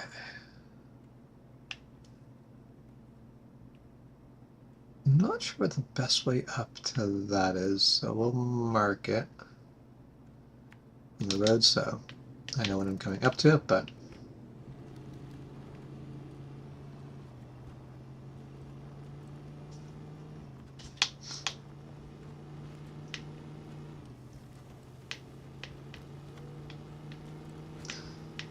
Because like if you just go off-roading through a swamp, you're very quickly going to find a lot of puddles deeper than the whatever vehicle you're driving.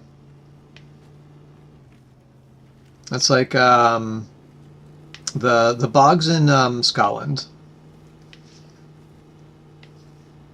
They were treacherous to fight in because if you didn't know the swamp very well, an area that looked like it was perfectly safe to walk on, you could basically just drop in and end up in a bit of bog where they don't actually know how deep the bog goes because it goes farther than about 50 feet, and after 50 feet, people kind of stop trying to measure. Meanwhile, the land next to it is like nice and firm and solid walkable land, but like so you needed scouts to basically be walking through there with poles and go, oh hey, I can't touch ground. Well, I'm not familiar with Michigan swamps, so I will say nothing about Michigan swamps. But most swampland I've encountered would be incredibly treacherous to just go trailblazing through.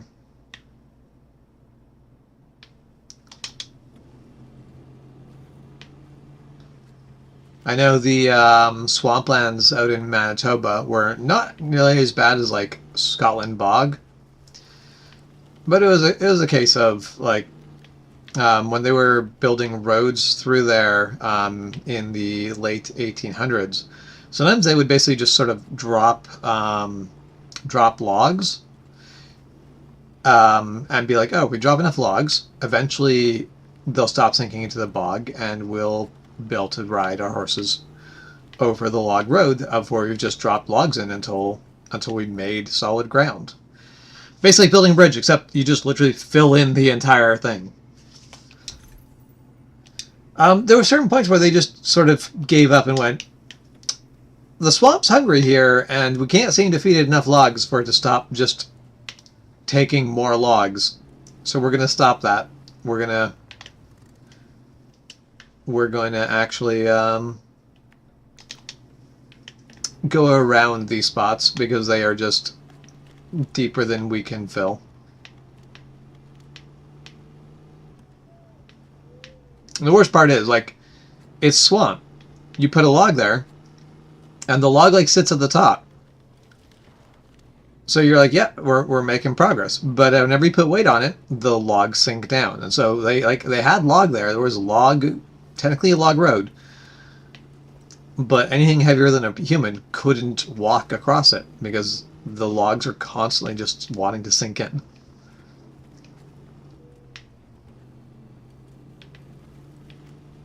And it would be fine potentially for a while because you can, like, if you link a bunch of logs together, like chain them together and get a horse to walk across it, that'll be fine because the logs kind of float. But eventually the logs get waterlogged and they sink, and now you don't have a road anymore.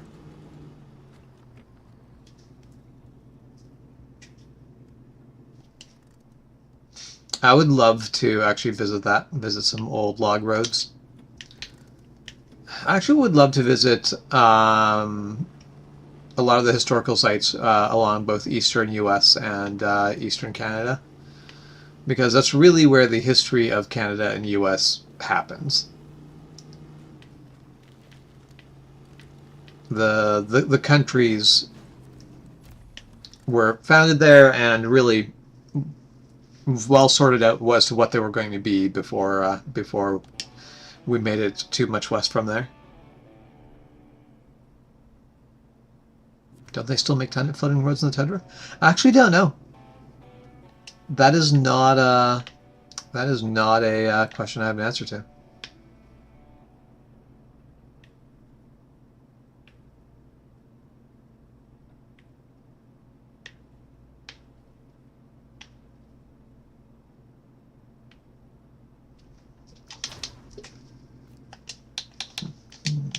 Okay, let's see how much fuel I have left.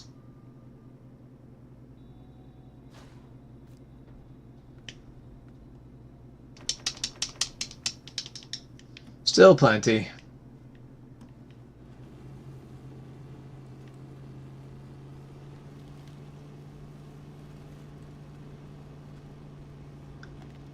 Backing up in the dark when off-roading sucks. It's not a thing I've had to do a lot of times.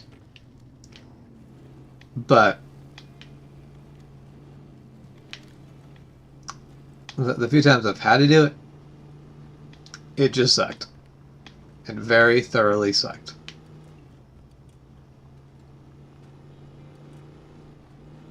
Yeah, that's the thing. Basically, the top layer of logs, you cut them in half so you make a nice smooth road. Because otherwise you would have horses rolling ankles, and a rolled ankle on the horse is a death sentence for the horse, and kind of kills your Pony Express. You can do me a favor, but you need my help to do it. Okay, what do you need me to do? I'm kind of curious if they're still making floating roads today. I wonder what they're using to make it.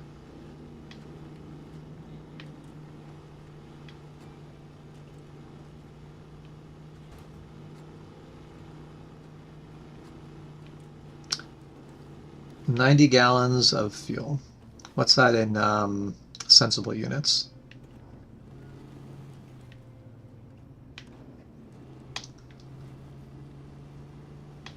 So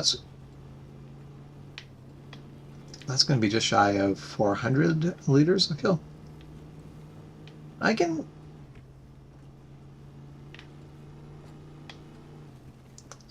definitely get that much fuel, but that's definitely more than most of the vehicles I have.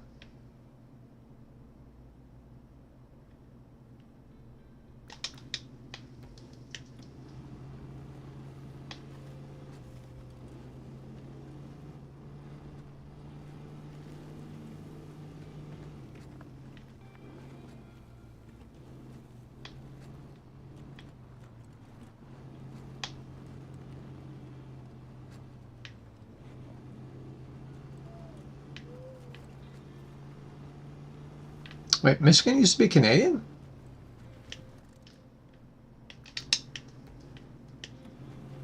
I don't remember reading about this in history at all.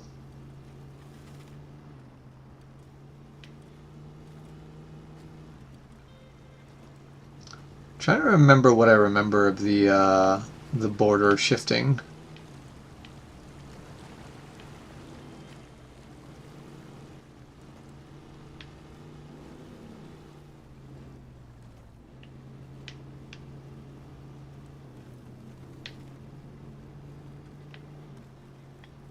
Ah, yes, that makes sense.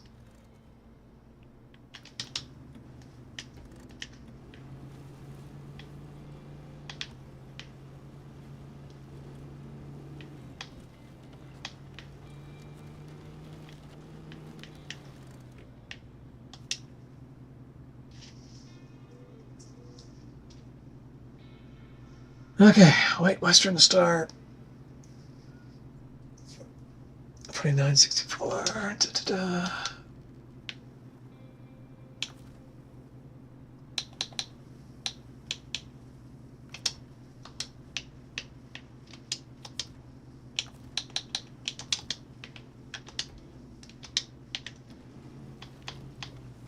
Okay, there.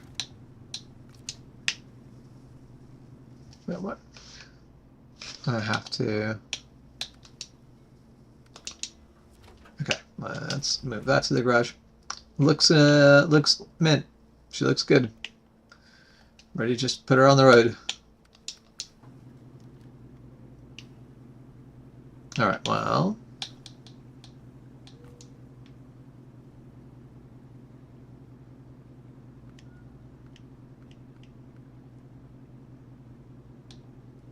Yeah, I don't think I have enough tires to be able to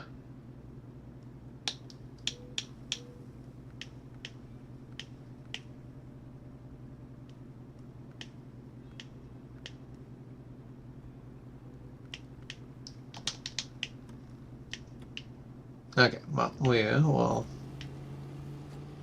either just pull that out of there with a bigger vehicle another time, or come back with actual repair body and enough tires to actually fix that. There. Headlights help.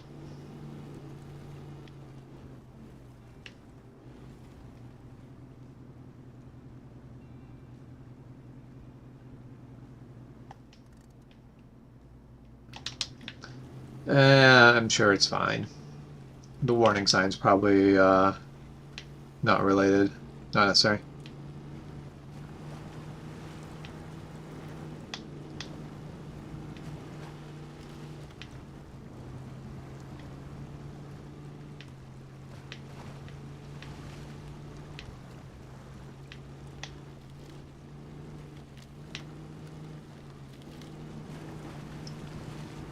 Glad I've got snorkel. I can just plunge in this and not worry too much about it.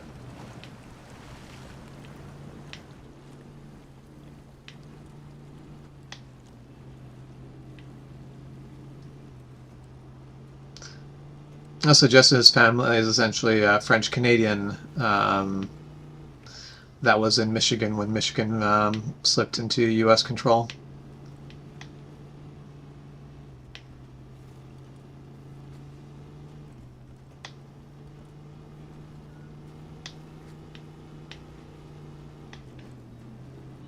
I definitely, I have never looked into Jez's family history at all, but I definitely had the thought where I'm like,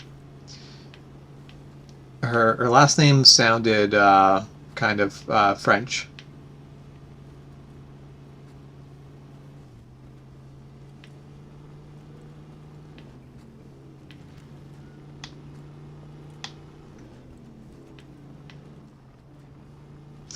Yeah, I was aware that was French in Detroit because I'm pretty sure Detroit.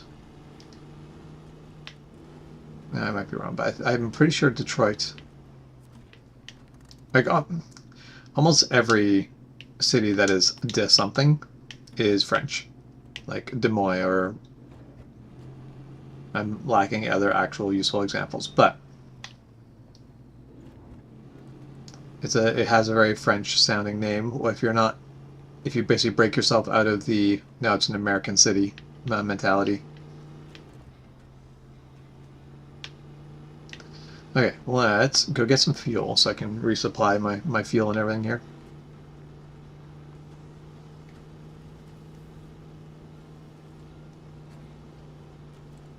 Which actually, I'm going to just pull over and I'm going to go fill up my iced tea and go use the bathroom. I will be right back. I put up my BRB, but I deleted it earlier, so be right back.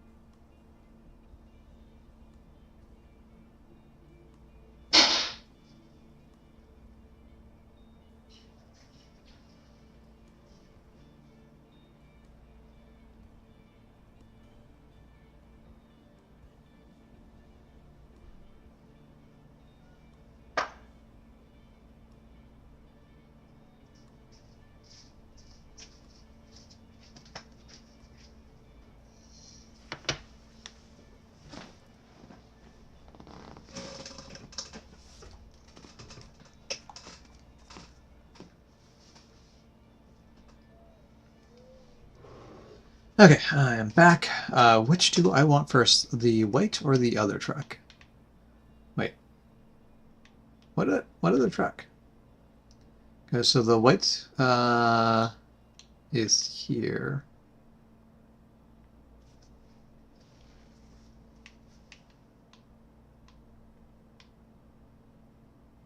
I'm not sure what other truck. I feel like I should know which one you are talking about, but I'm not actually sure which one you are talking about. Let's.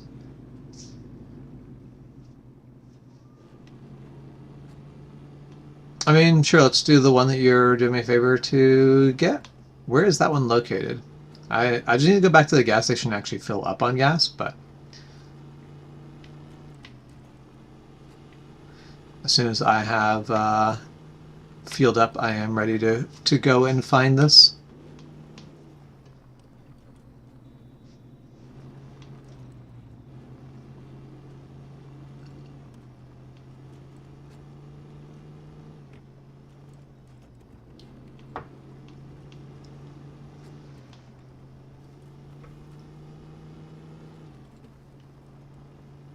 That's one thing I find interesting is that basically all the area that like basically Canada and US could have easily been French versus English, but things just get so complicated that it didn't actually end up that way.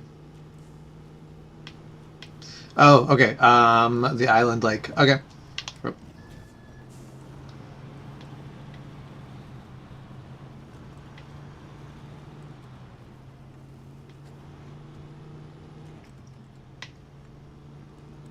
Actually, I'm going to make. Wait.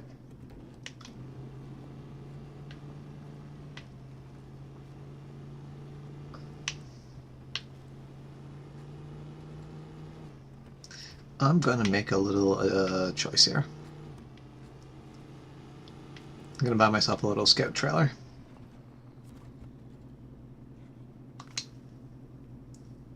So I don't want the scout flatbed. Prototype exploration unit. No, because I can do better than that for fuel. Oh, that's an interesting little trailer. That's actually kind of cool. Service scout trailer. I do like the small little scout flatbed. It's kind of adorable. Large scout service trailer.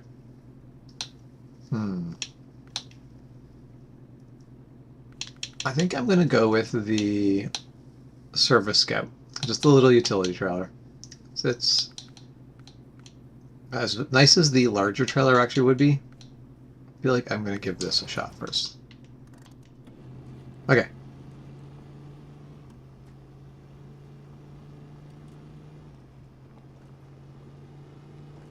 Well, yeah, and that's like the basically the southern portion was all Spain, northern portion was all French, so just the way it was. Let's not tip that. That's one thing with the trailer. I'm going to have to be more careful. And that's why I'm trying. I figure I'll go the smaller trailer rather than the bigger trailer.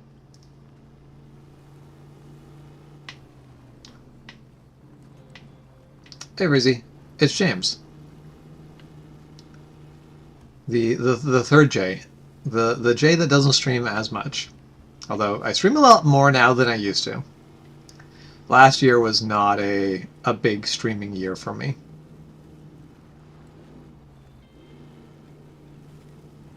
Mind you, for probably half of last year, my internet was just my phone hotspot.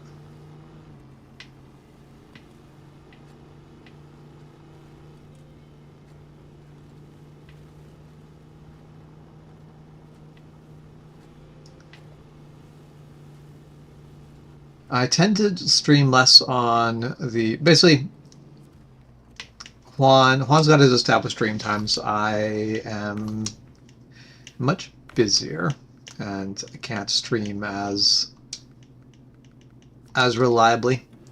So my streams are a bit more hit and miss. Yes, I hope you have a fantastic New Year's Eve as well.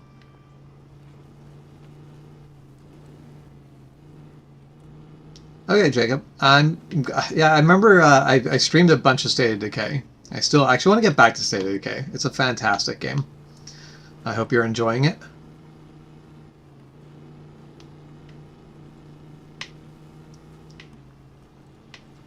Well, that's the interesting thing. One is the wars in Europe kind of decide the fate of what happened out here in the New World, because it came down to is who had the resources to continue supporting the colonies.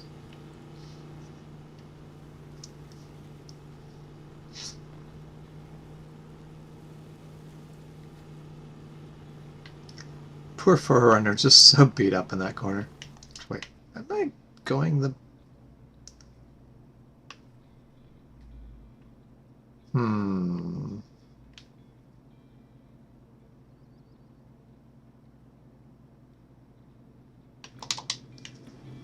That's great, we ball.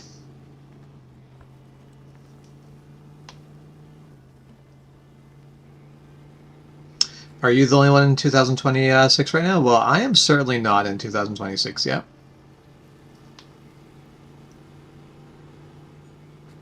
It is 6 p.m. here. So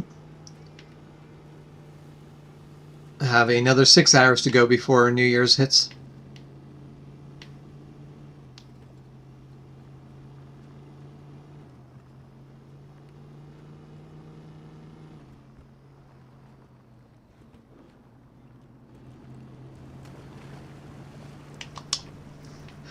I agree with Breezy. Is 2006 better yet?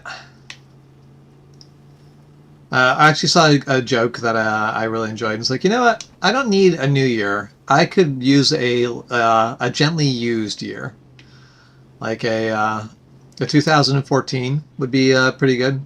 Um, if I could get a 2010 in like a good condition, that'd be all right.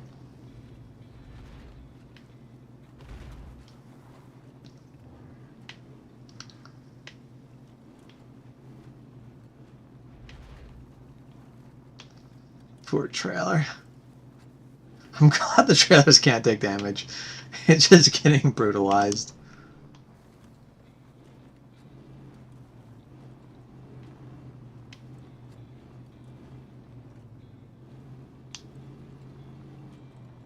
Yeah, I'm really hoping that 2026 is not an eventful year. I have had too many eventful years. I don't want to live in interesting times anymore. Times are way too damn interesting. I could go for a boring year.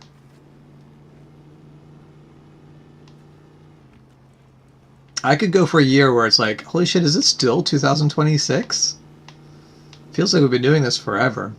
Instead of one of those of, oh man, how has this all been happening in 1 year? Why are we not like 3 years down yet?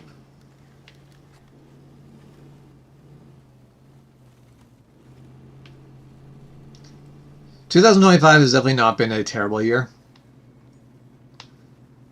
World events could go better. Personal events have gone fantastic for me in 2025. My life has sort of reoriented and figured a way forward. My biggest issues right now are things like, where do I store my motorbikes? Because I own two motorbikes and I'm trying to figure out a good long-term storage plan for them. So far, I don't really have one.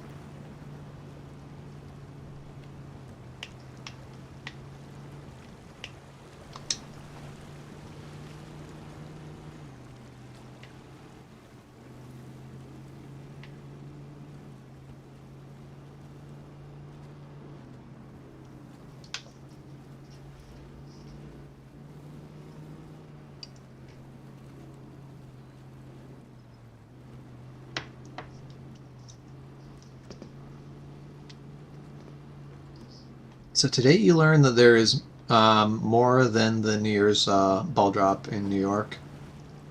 Still, actually, I'll know it was in New York, but I do feel like the Idaho potato drop that's peak. I want to be there for the Idaho potato drop.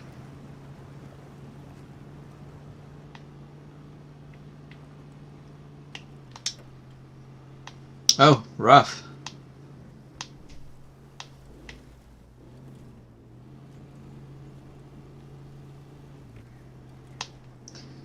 Oh. Interesting. You corrupted my my chat.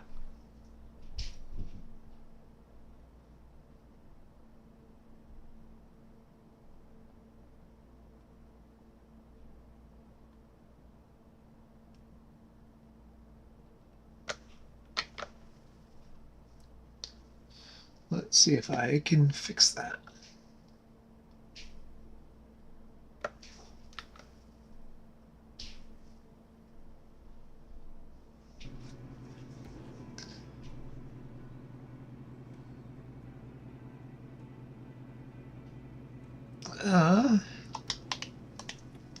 No, it looks like it's still bugged.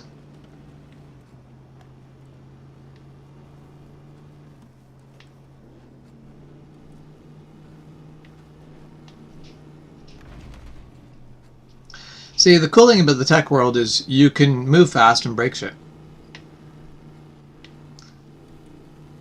The problem was when people try to apply that same philosophy to building things that people depend on for their safety every single day, like cars.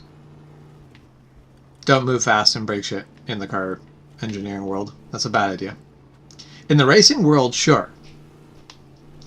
There's a level of risk you can take there due to the fact that you have everything else around there made safe.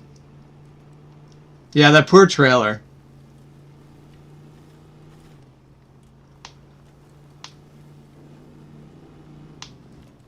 Yeah, on the road, please.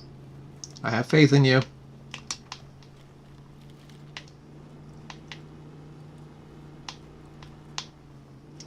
On the damn road, please.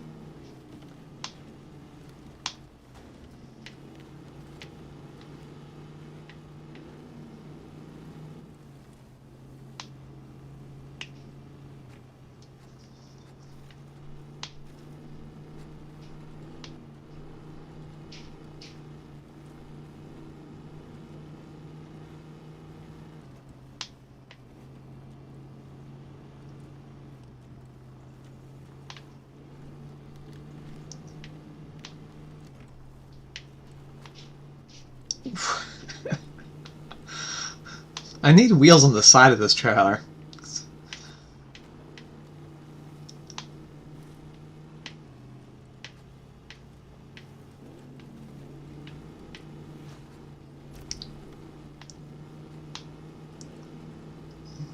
There's a road and I'm using it probably about 13% of the time.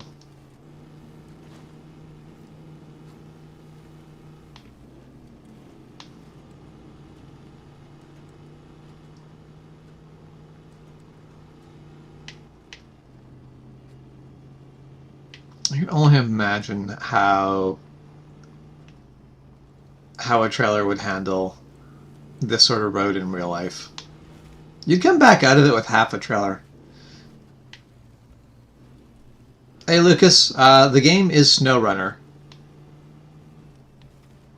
Not a lot of snow, but it is a Mud Runner sequel, and there is indeed a lot of mud.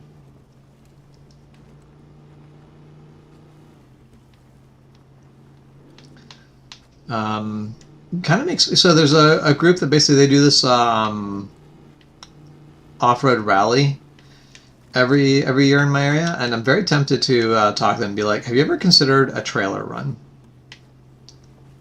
Basically, you have to make it to the other end of it, and your trailer has to be intact. And I'll like intact needs to be in quotation marks here, like the axle and the hitch need to make it to the other end. I would say as long as the enough of the frame so that you got to either end and there's still wheels, we're good. Like there's enough to sit there and be like, yep, technically a trailer. Christmas has been good this year. I didn't get stuck and then need Juan to come and save me. That was last year's Christmas.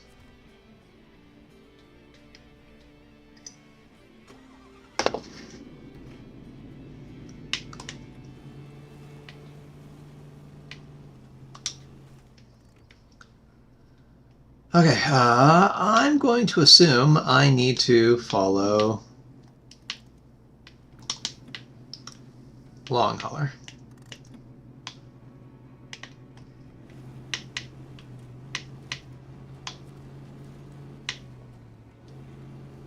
This is about how I actually back up a trailer for a runner. Not really, but...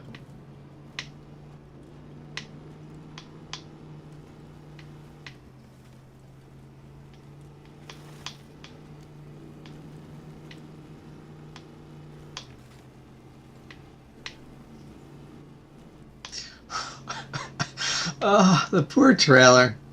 I'm glad I went with the small trailer, though. The big trailer would just be so much worse.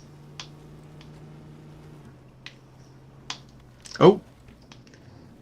Go to check the chat. Distracted driving. Completely left the road on that. Oh, Scout fuel carrier. Damn it! Should have gotten here with no trailer. Okay, it is almost, or it is now past 2 a.m. for you. So that means that you are 8 hours ahead. What? So that means you've got to be, oof. Basically like, either like England or east coast of like France or Portugal, Spain, or whatever countries in Africa line up with about that line. I don't know what the Eastern African countries are, but oh well. I hope you have a fantastic night. And I hope the new year is treating you kindly and continues to treat you kindly.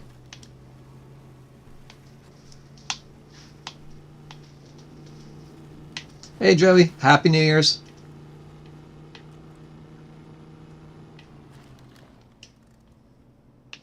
Okay, is this the truck that we're getting? The monstrosity of the twin steer. Okay, you are in England. Makes sense. All right, have a good night, Jacob.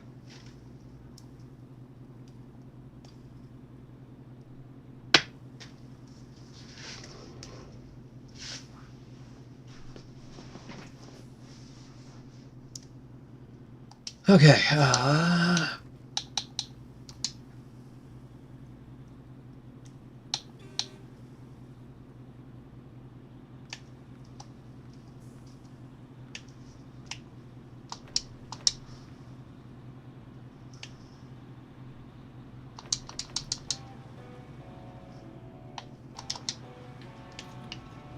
right.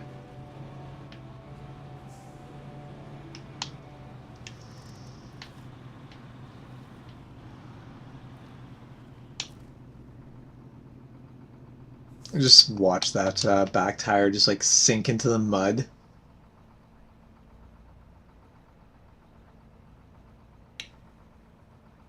Is it just going to consume the entire tire? Has to stop. Okay, there. It finally stopped. Oh. And I thought I was being rough on this trailer.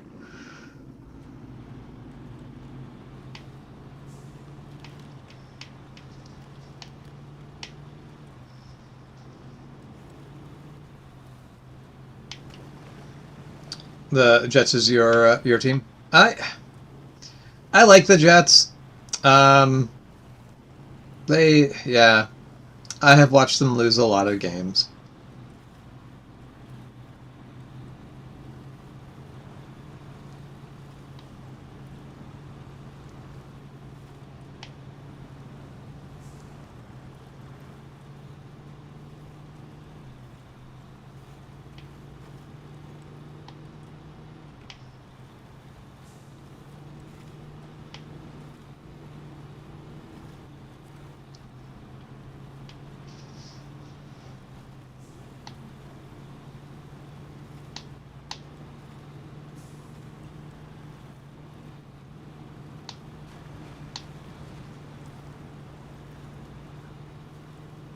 Jet's been doing good this year. I'm glad to hear it. It's probably because I'm not watching them. So I'll do them a favor and continue to not watch them.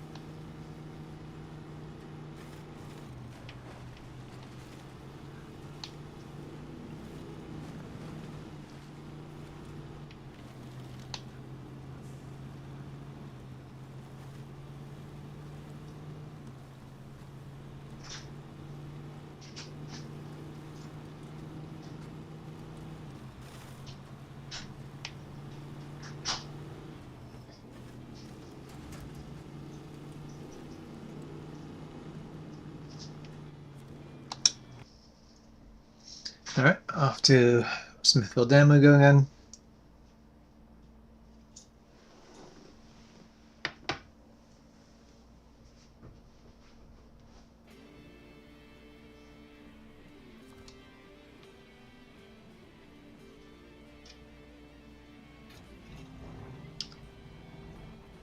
You have the tires to get the weight? Okay, because I can definitely fuel up the weight.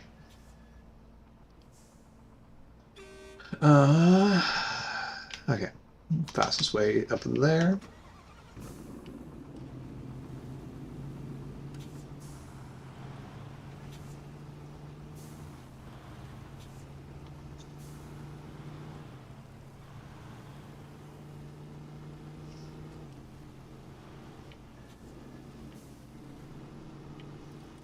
I am sure that Juan is probably going to do a live stream later tonight. I think he's planning on doing a live stream for like the New Year's countdown, kind of ish. Not actually sure. Never actually answered if he's doing the New Year's countdown on stream or not, or if it's just going to be a stream tonight before that. I also have no idea when he's going to go to bed.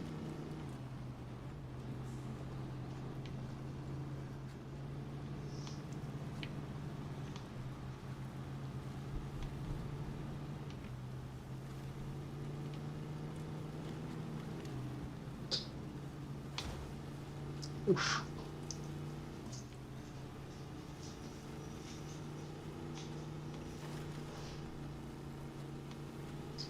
So I've been looking at joysticks and throttles for a while now, and while it's theoretically affordable to get force feedback stuff, it is a case of like either I just spend like $2,000 on a high-end force feedback joystick, or I just buy a regular, like buy something like a nice joystick, something like the VBK or VK, yeah, VBK joystick and throttle, because their setup actually looks really good. Because it allows you to basically have either a throttle or a dual joystick setup based on what you want, and I think that is fantastic. And then later, if I go, you know what, I want force feedback with this, you can basically just buy the force feedback base and then drop that joystick on, and you're not really out much more money.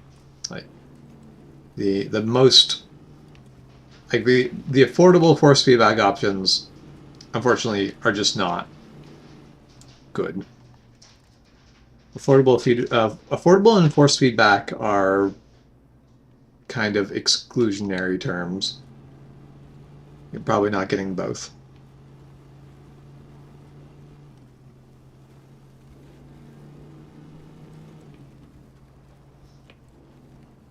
Maybe you hadn't thought of doing one.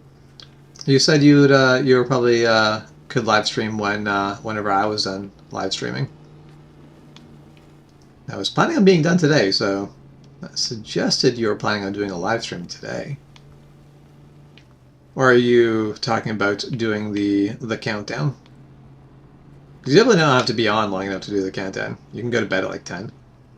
Because I will probably live stream for maybe another hour. Probably actually less. I will live stream till at least 7. After 7, maybe. We'll see. I have to go back and do some more space trekking.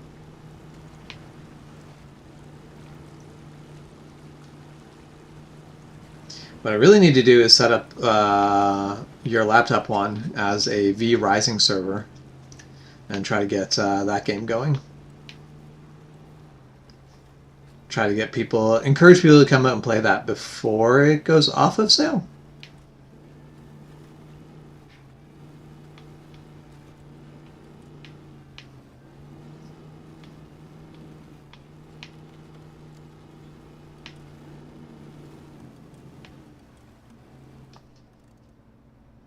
Damn it. I drove right by the fixer-upper. How did I miss it?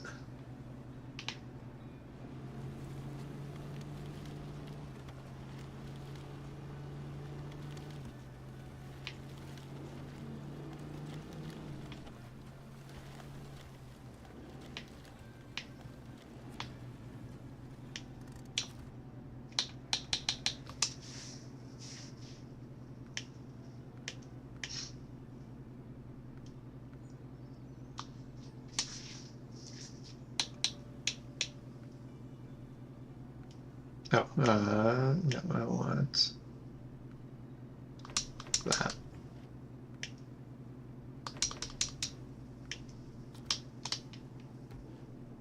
Okay. The white Western Star is full of fuel. Oh. While I'm there.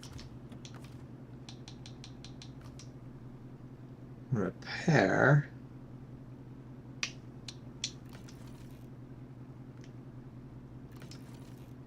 Oh, got 2 tires fixed up. There. I have used up all my repair points. And I got pretty far. I need 4 more tires and about 200 more repair points, or 195 more repair points for the suspension and gearbox.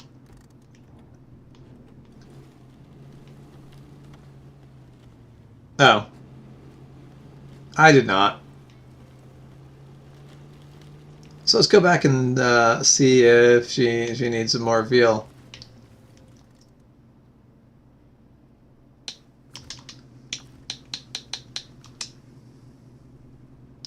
It did not drain out completely, but it's not full either.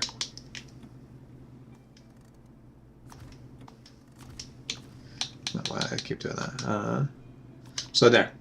I'm glad you said something though, because otherwise it would have been 40 liters short.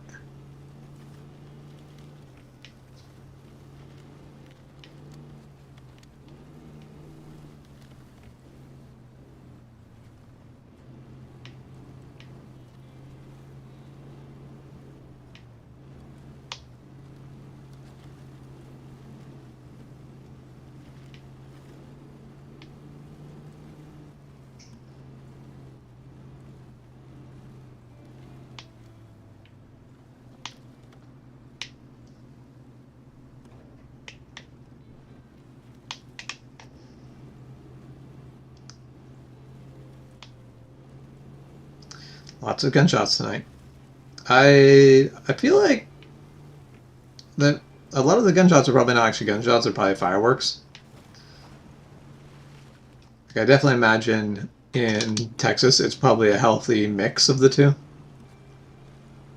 I know this isn't the way I should be going, but it looks like I can go, so I'm going to.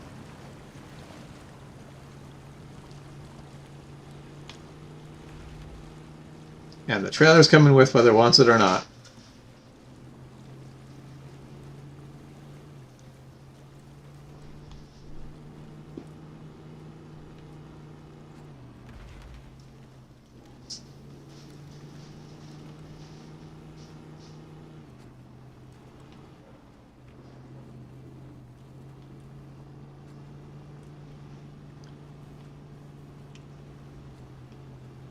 Yeah, I can only imagine that Texas gets real loud at. Mind you, any place where you've got like a good, I guess, a good redneck population, a good population of people who enjoy their firearms and fireworks. It's going to get noisy at New Year's, 4th of July. I feel like 4th of July is really the big one. Hello. How was your day? That's fair. Love you. Love you. Okay, well, let's get this thing back to the gas station.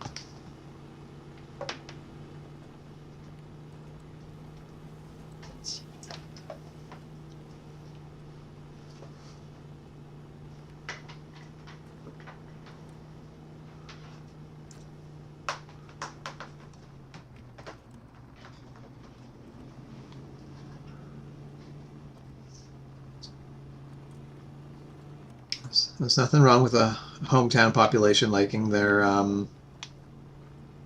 fireworks, and if you can't afford fireworks, shotguns do just fine. Because what is it like? Basically, I feel like it's every 4th of July at least. There's like you get the reports of people shooting guns up into the air and someone getting hurt because of it. It's one of those things where like it doesn't really make news most of the time because it's not really worth reporting on anymore. But I remember someone was like looking at the statistics, and it was like so many like people just shooting up into the air. It's like, well, the bullets got to come back down. I mean, if you're not shooting directly up, it ain't coming down where you are, but you got neighbors. I mean, your neighbors are getting shot. I think there was actually very recently somebody fatally shot their neighbor because they're actually just doing like target practice shooting, and the backdrop behind their target wasn't good enough. Ricocheted off and killed their neighbor who was sitting on her porch.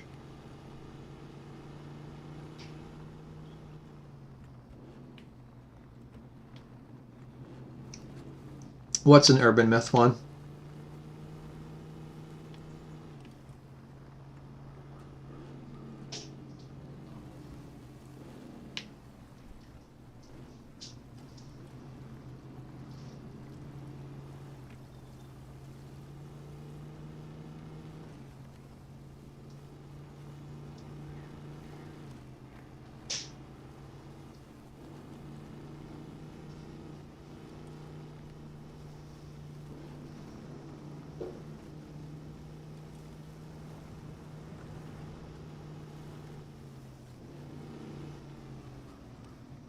Oh yeah, the basically people tend to not be fatally wounded from bullets flying down because they do not come out near, like they don't come down nearly as fast as they get pushed out of the muzzle.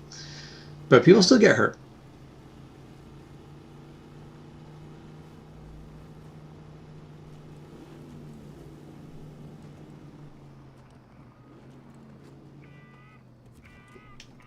And also, the human body is such a fickle thing.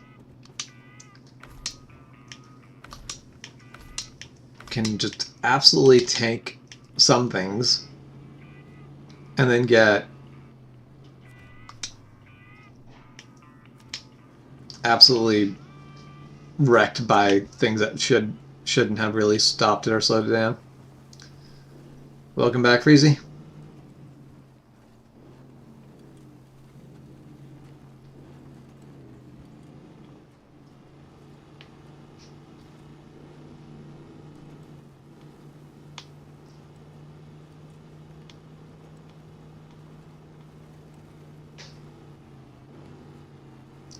Yeah, it's. I remember the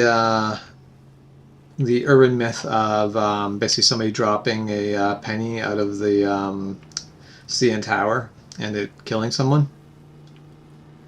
I remember the story where I heard the story is basically the penny went straight through the guy and basically splattered across against the pavement on the other side. And it's like, no, real life, a penny hits terminal velocity, and it bloody hurt.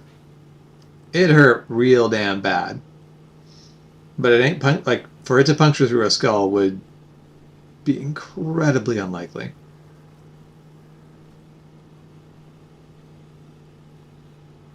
And bullets are in the same sort of category. However, being hit by a large caliber bullet falling out of the sky, still gonna hurt, and potentially still be fatal. Actually, so, hold on, I've used up all my repair. And I think the only repair spot is here. So I'm going to go back and collect that. I'm doing that in daylight. Screw doing this at night.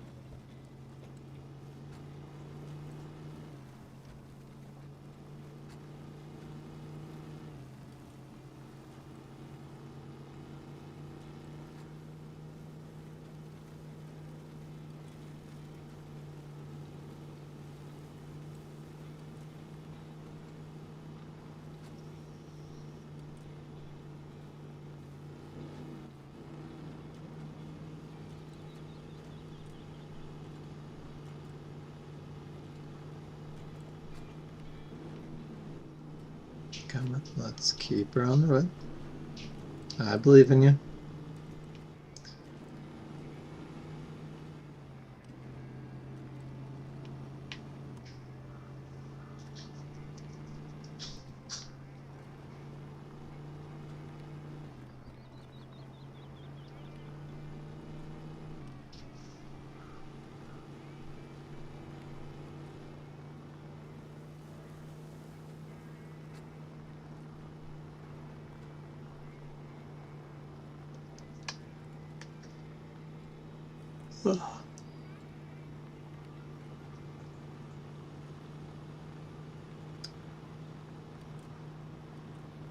I kind of want to get the Washington DLC for this game, just because I think they have the Grand Coulee Dam as part of it, and I'd love to see their rendition of it.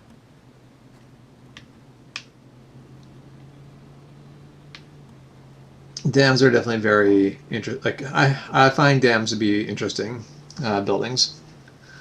The construction that goes into them is kind of wild.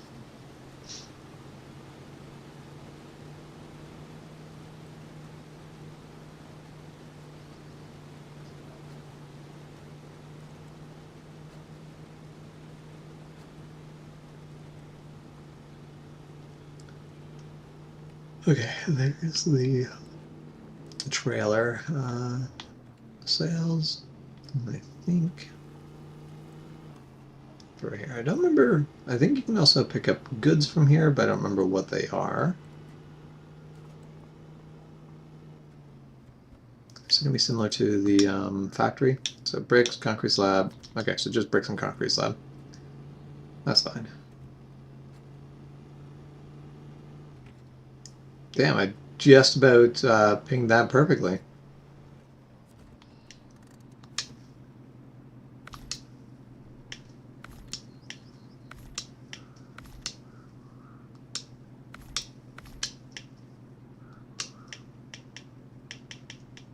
Okay, there. I am all resupplied.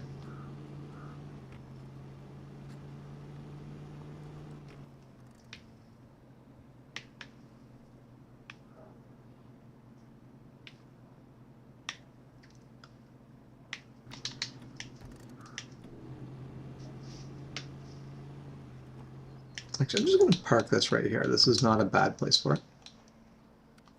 Okay. Step 310.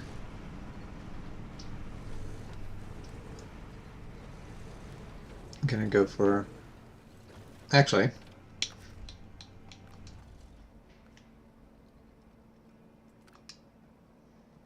Let's hop on Island Lake. Let's hop into that twin steer. This might be an adventure. Getting this home might be a bit tough.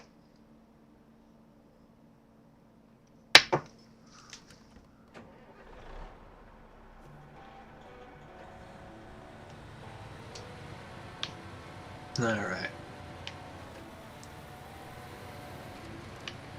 Such an interesting track design.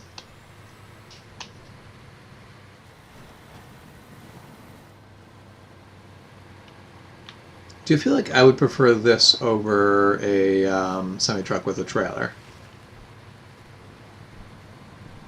Because while as much as you don't have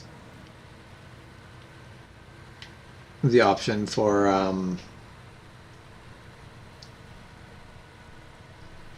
well, because as much like the lack of a pivot point sucks, it also means the weight is always on your drives.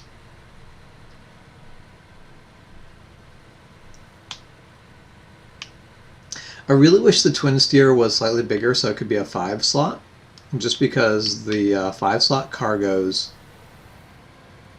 would be like, I would love to get the 5 slot cargos delivered on this. Mind you, that would also mean that this would be that 1 slot longer, and I'm not sure if that would be great or not.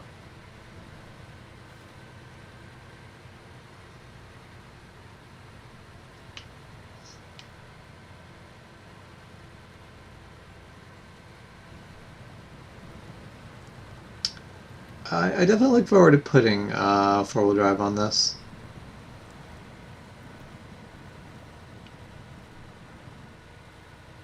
Because at that point, yeah, like you have basically all the weights on the drives, always. Your weight is split front and back, but if both are drives, then it's all drives.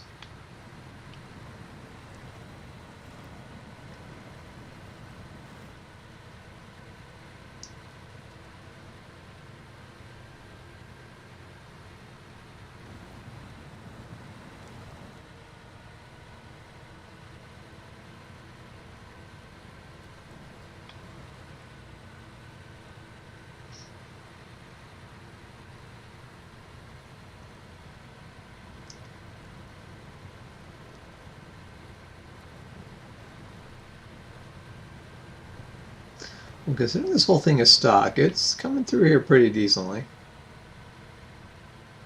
It's not doing bad. I'm definitely not taking it up to the right side of the other map, though. Don't use raised suspension. That is fair. A little unfortunate, but I'm not entirely surprised that this is a top-heavy truck. I really enjoy the trucks that have the active suspension, so you can lift it if you need, but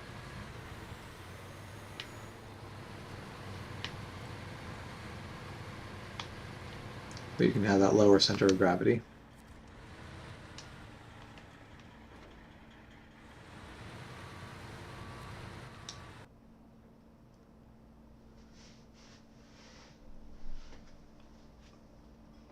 Ooh.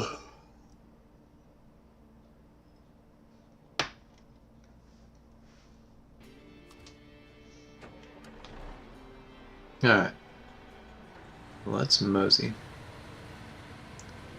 I think I'm going to go through the swamp and then take the highway up. Not going to try to take the scout route. Definitely not going right, that's for sure.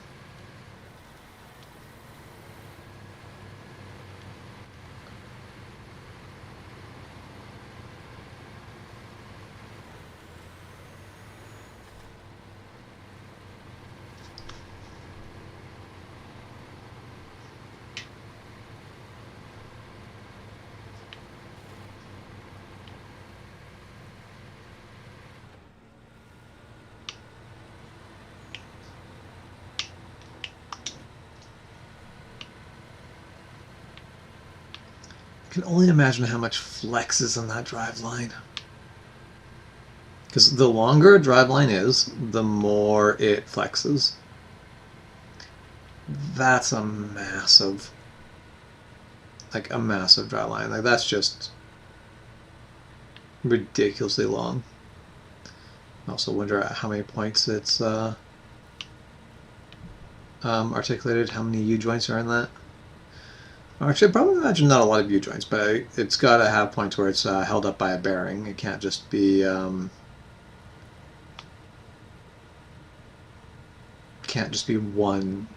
long drive shaft, I don't think. With no supports, that would be insane. The whole thing would be trying to escape itself as quickly as possible.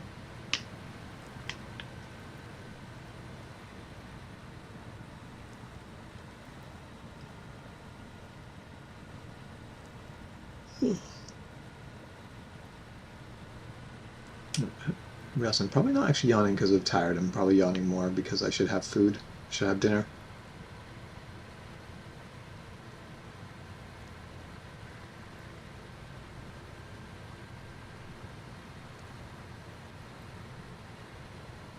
So when are you going to be ready to start up a live stream at 7?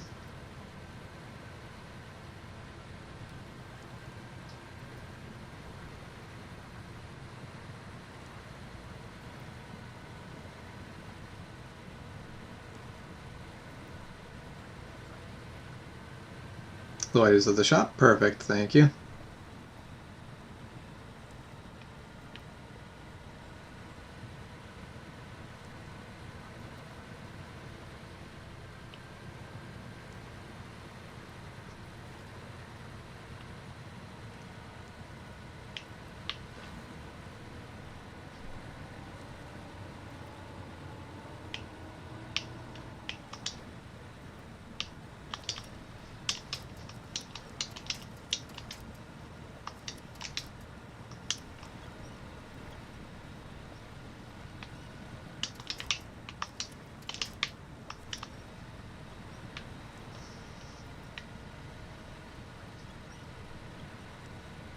So when in doubt, winch it out.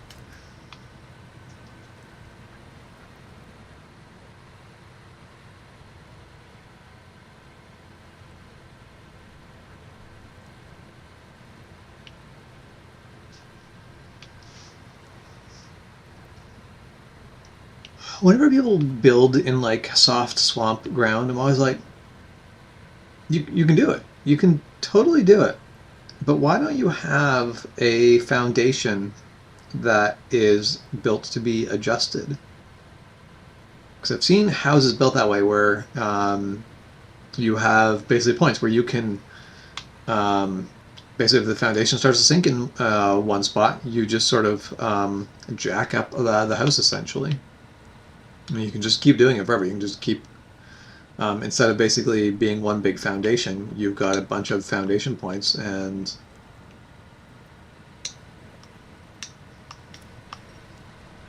you can make it work. Perfect. Sounds good, Juan.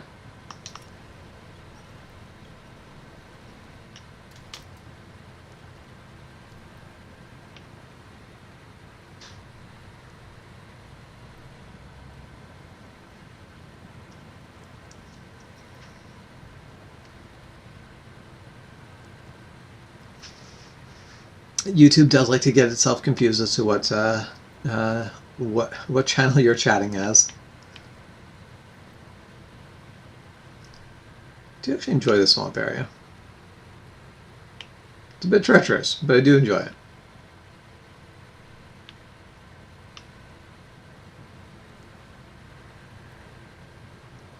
Ooh.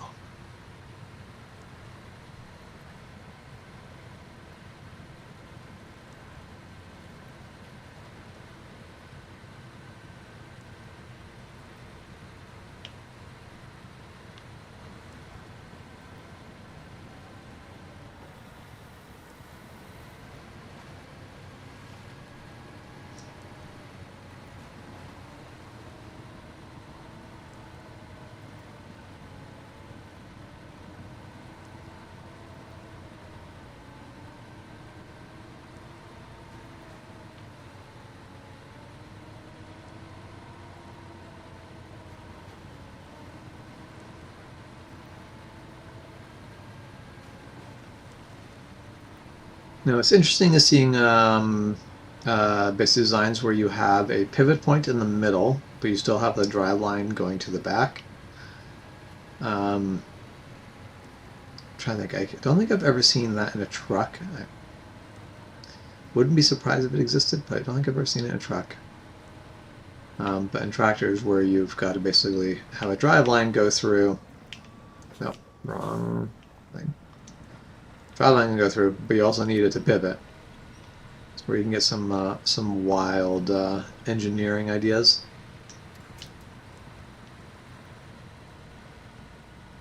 Okay, well, we're to the edge of the swamp, so the swampiness is done. You're on your way to spare fuel? I don't think I need spare fuel, though. I think I'm doing good.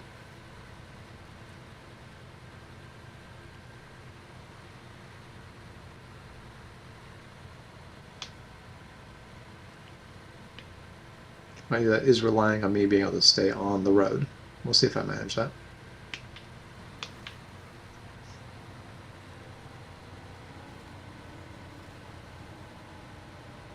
I do imagine as soon as this basically this truck in 4x4 sounds fantastic.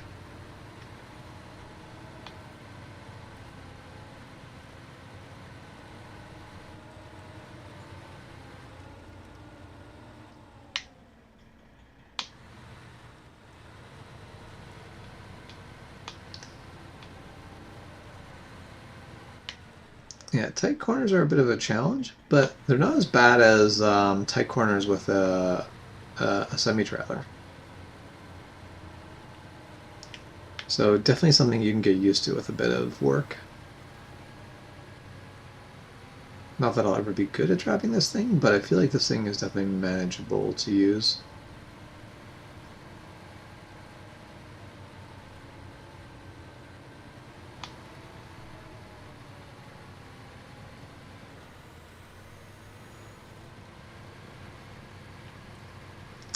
If they had rear wheel steer, that would definitely make this thing even more capable.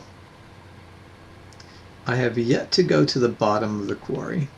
I'm sure I'm going to have to do that soon. I'm pretty sure there's missions for delivering logs to the bottom of the quarry.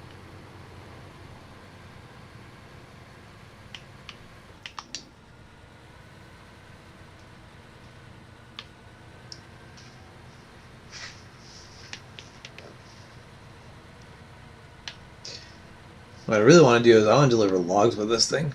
I'm not sure if that's a thing. Oh, this... Am I going to get myself stuck here? Yeah, absolutely going to get myself stuck here.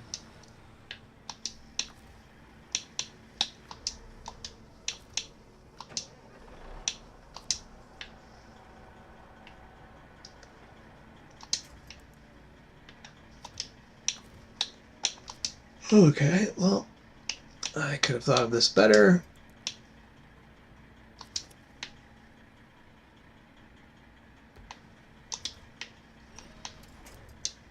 Oh, that went great.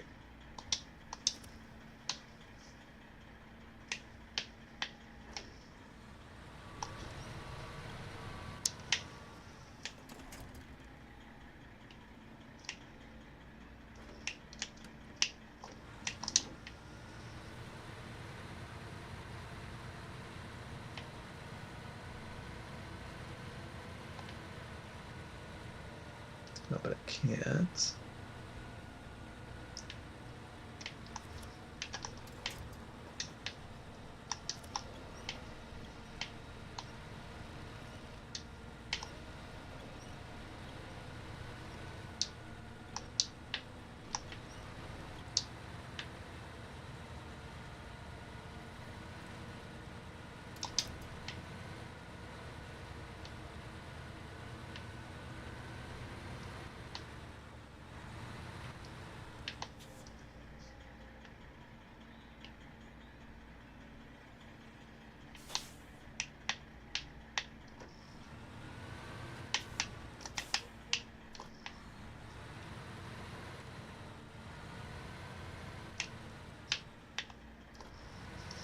Headed the wrong direction, but at least I'm on the road.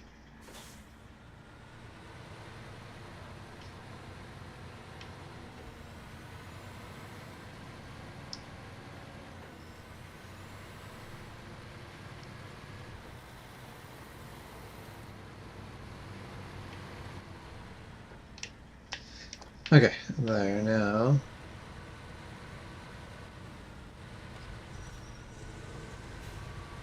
Let's get this turned around. Sorry, sign, but you're going to be a victim here.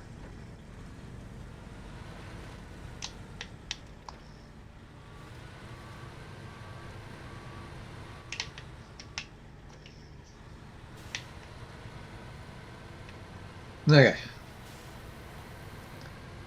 Got myself turned around. Yeah, definitely.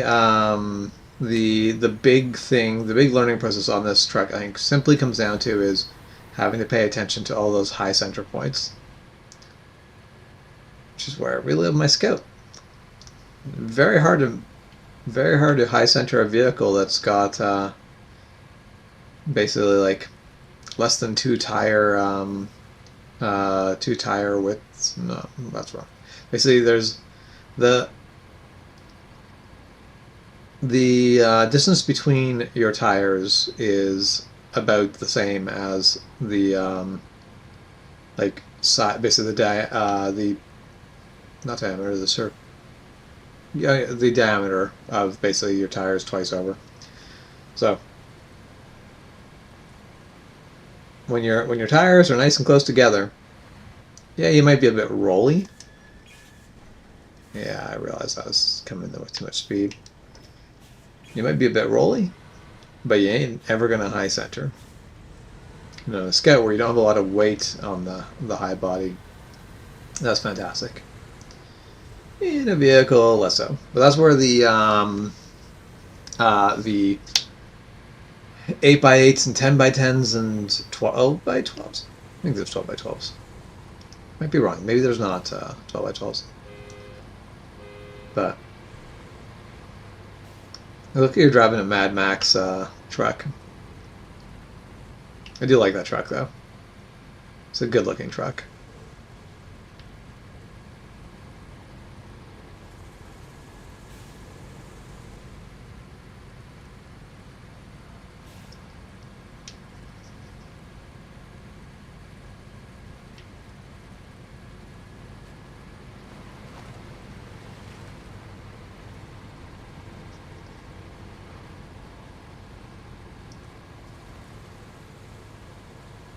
Definitely not the truck you want to use for exploration, but for hauling cargo, this seems like a good truck.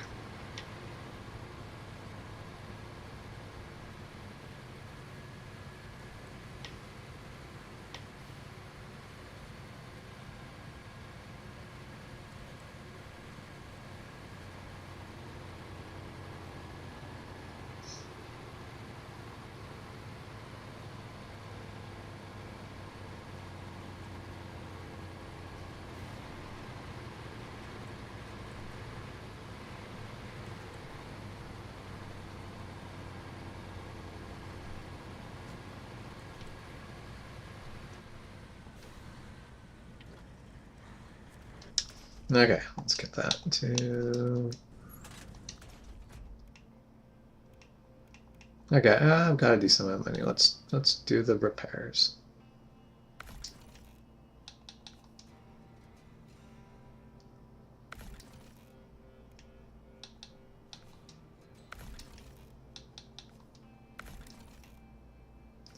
Now I'm interested in the customizations on this one.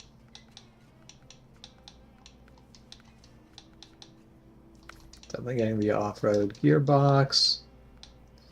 So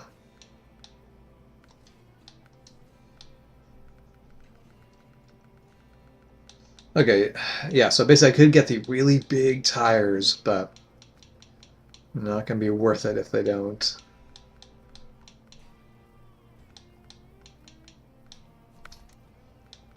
Basically if the truck gets too rolly.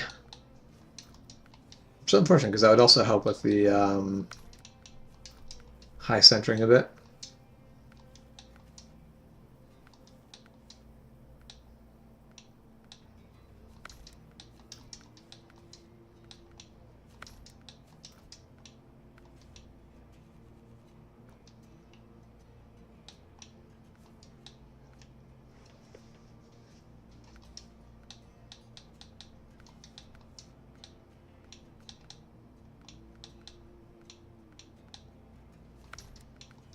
Do like the highlights.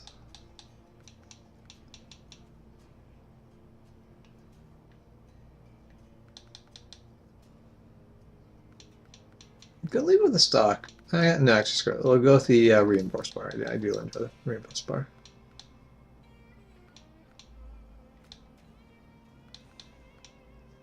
All the front bumpers on this one actually look pretty good.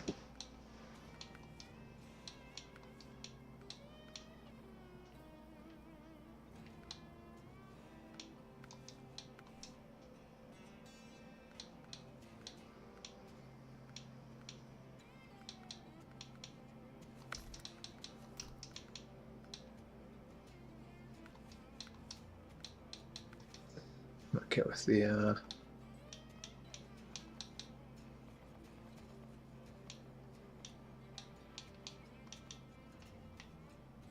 I actually really like the black and yellow paint job, so we're going to leave with that.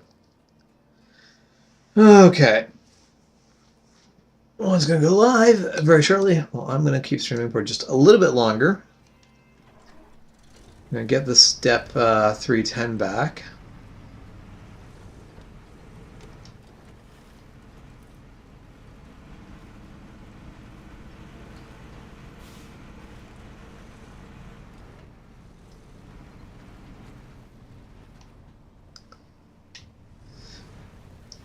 You're asking if you led me wrong on the twin steer, or? So I don't know if I have opinions yet on the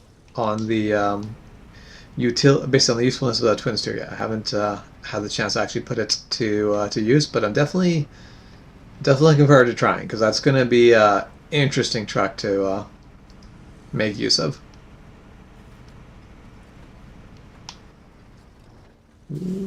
Come on, let's not roll things.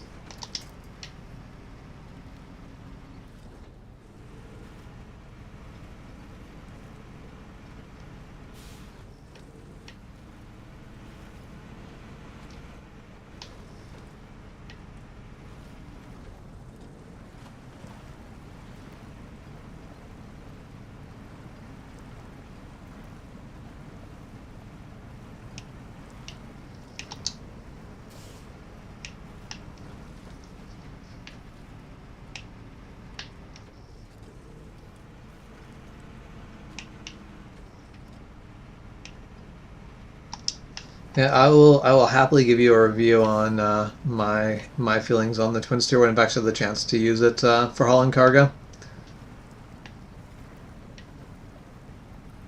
I don't feel like your assessment is correct, though. It's either a truck that just drives you nuts and just you go, nope, I'd rather do 2 runs with a smaller truck, or it's a truck where you go, oh man, this is great. This just doing double the amount of cargo with 1 run, and it's entirely worth it. It's a truck that either it makes the game way easier, or you just struggle with it and you just go, no, this is bullshit. I don't think there's gonna be an in between. I think it's gonna be one or the other.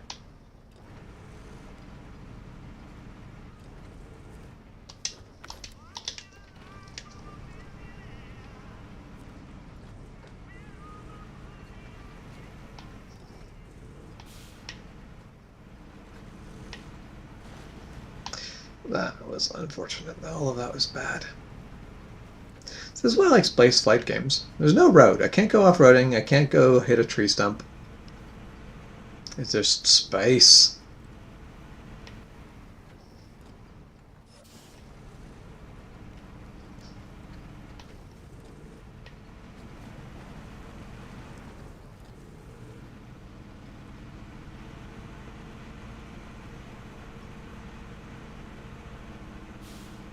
Yeah, thanks for hopping in and lending me a hand. I appreciate it.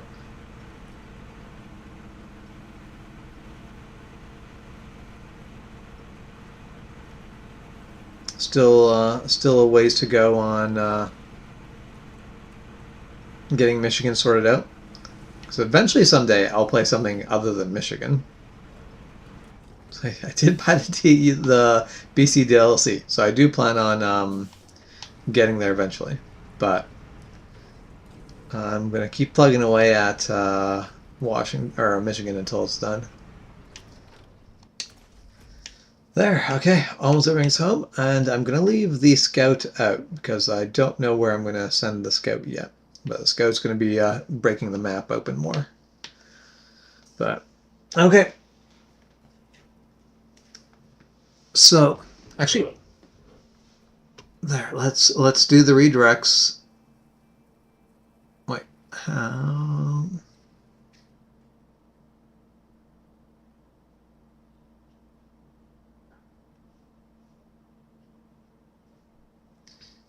But how do I do the redirects? I haven't done a redirect in a really long time, actually. I was going to say in a while, but that's inaccurate. It's been a long time.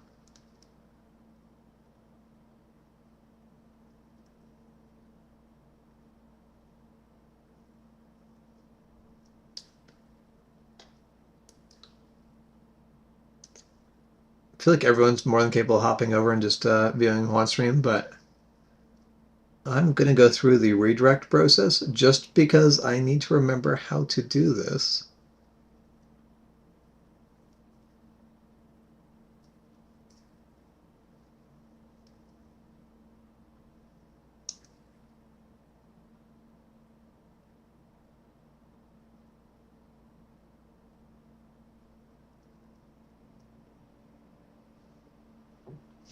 Hmm.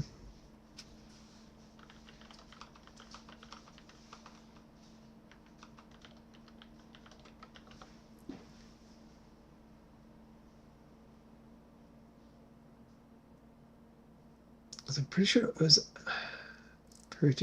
was an edit thing. But I don't see the options.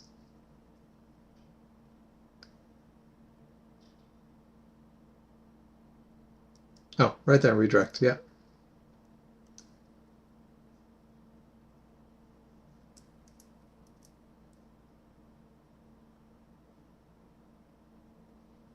So there, I've got the redirect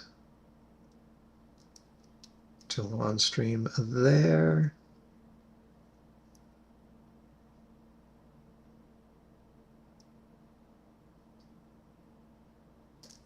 Oh, you're gonna go steal Juan's equipment, move it around.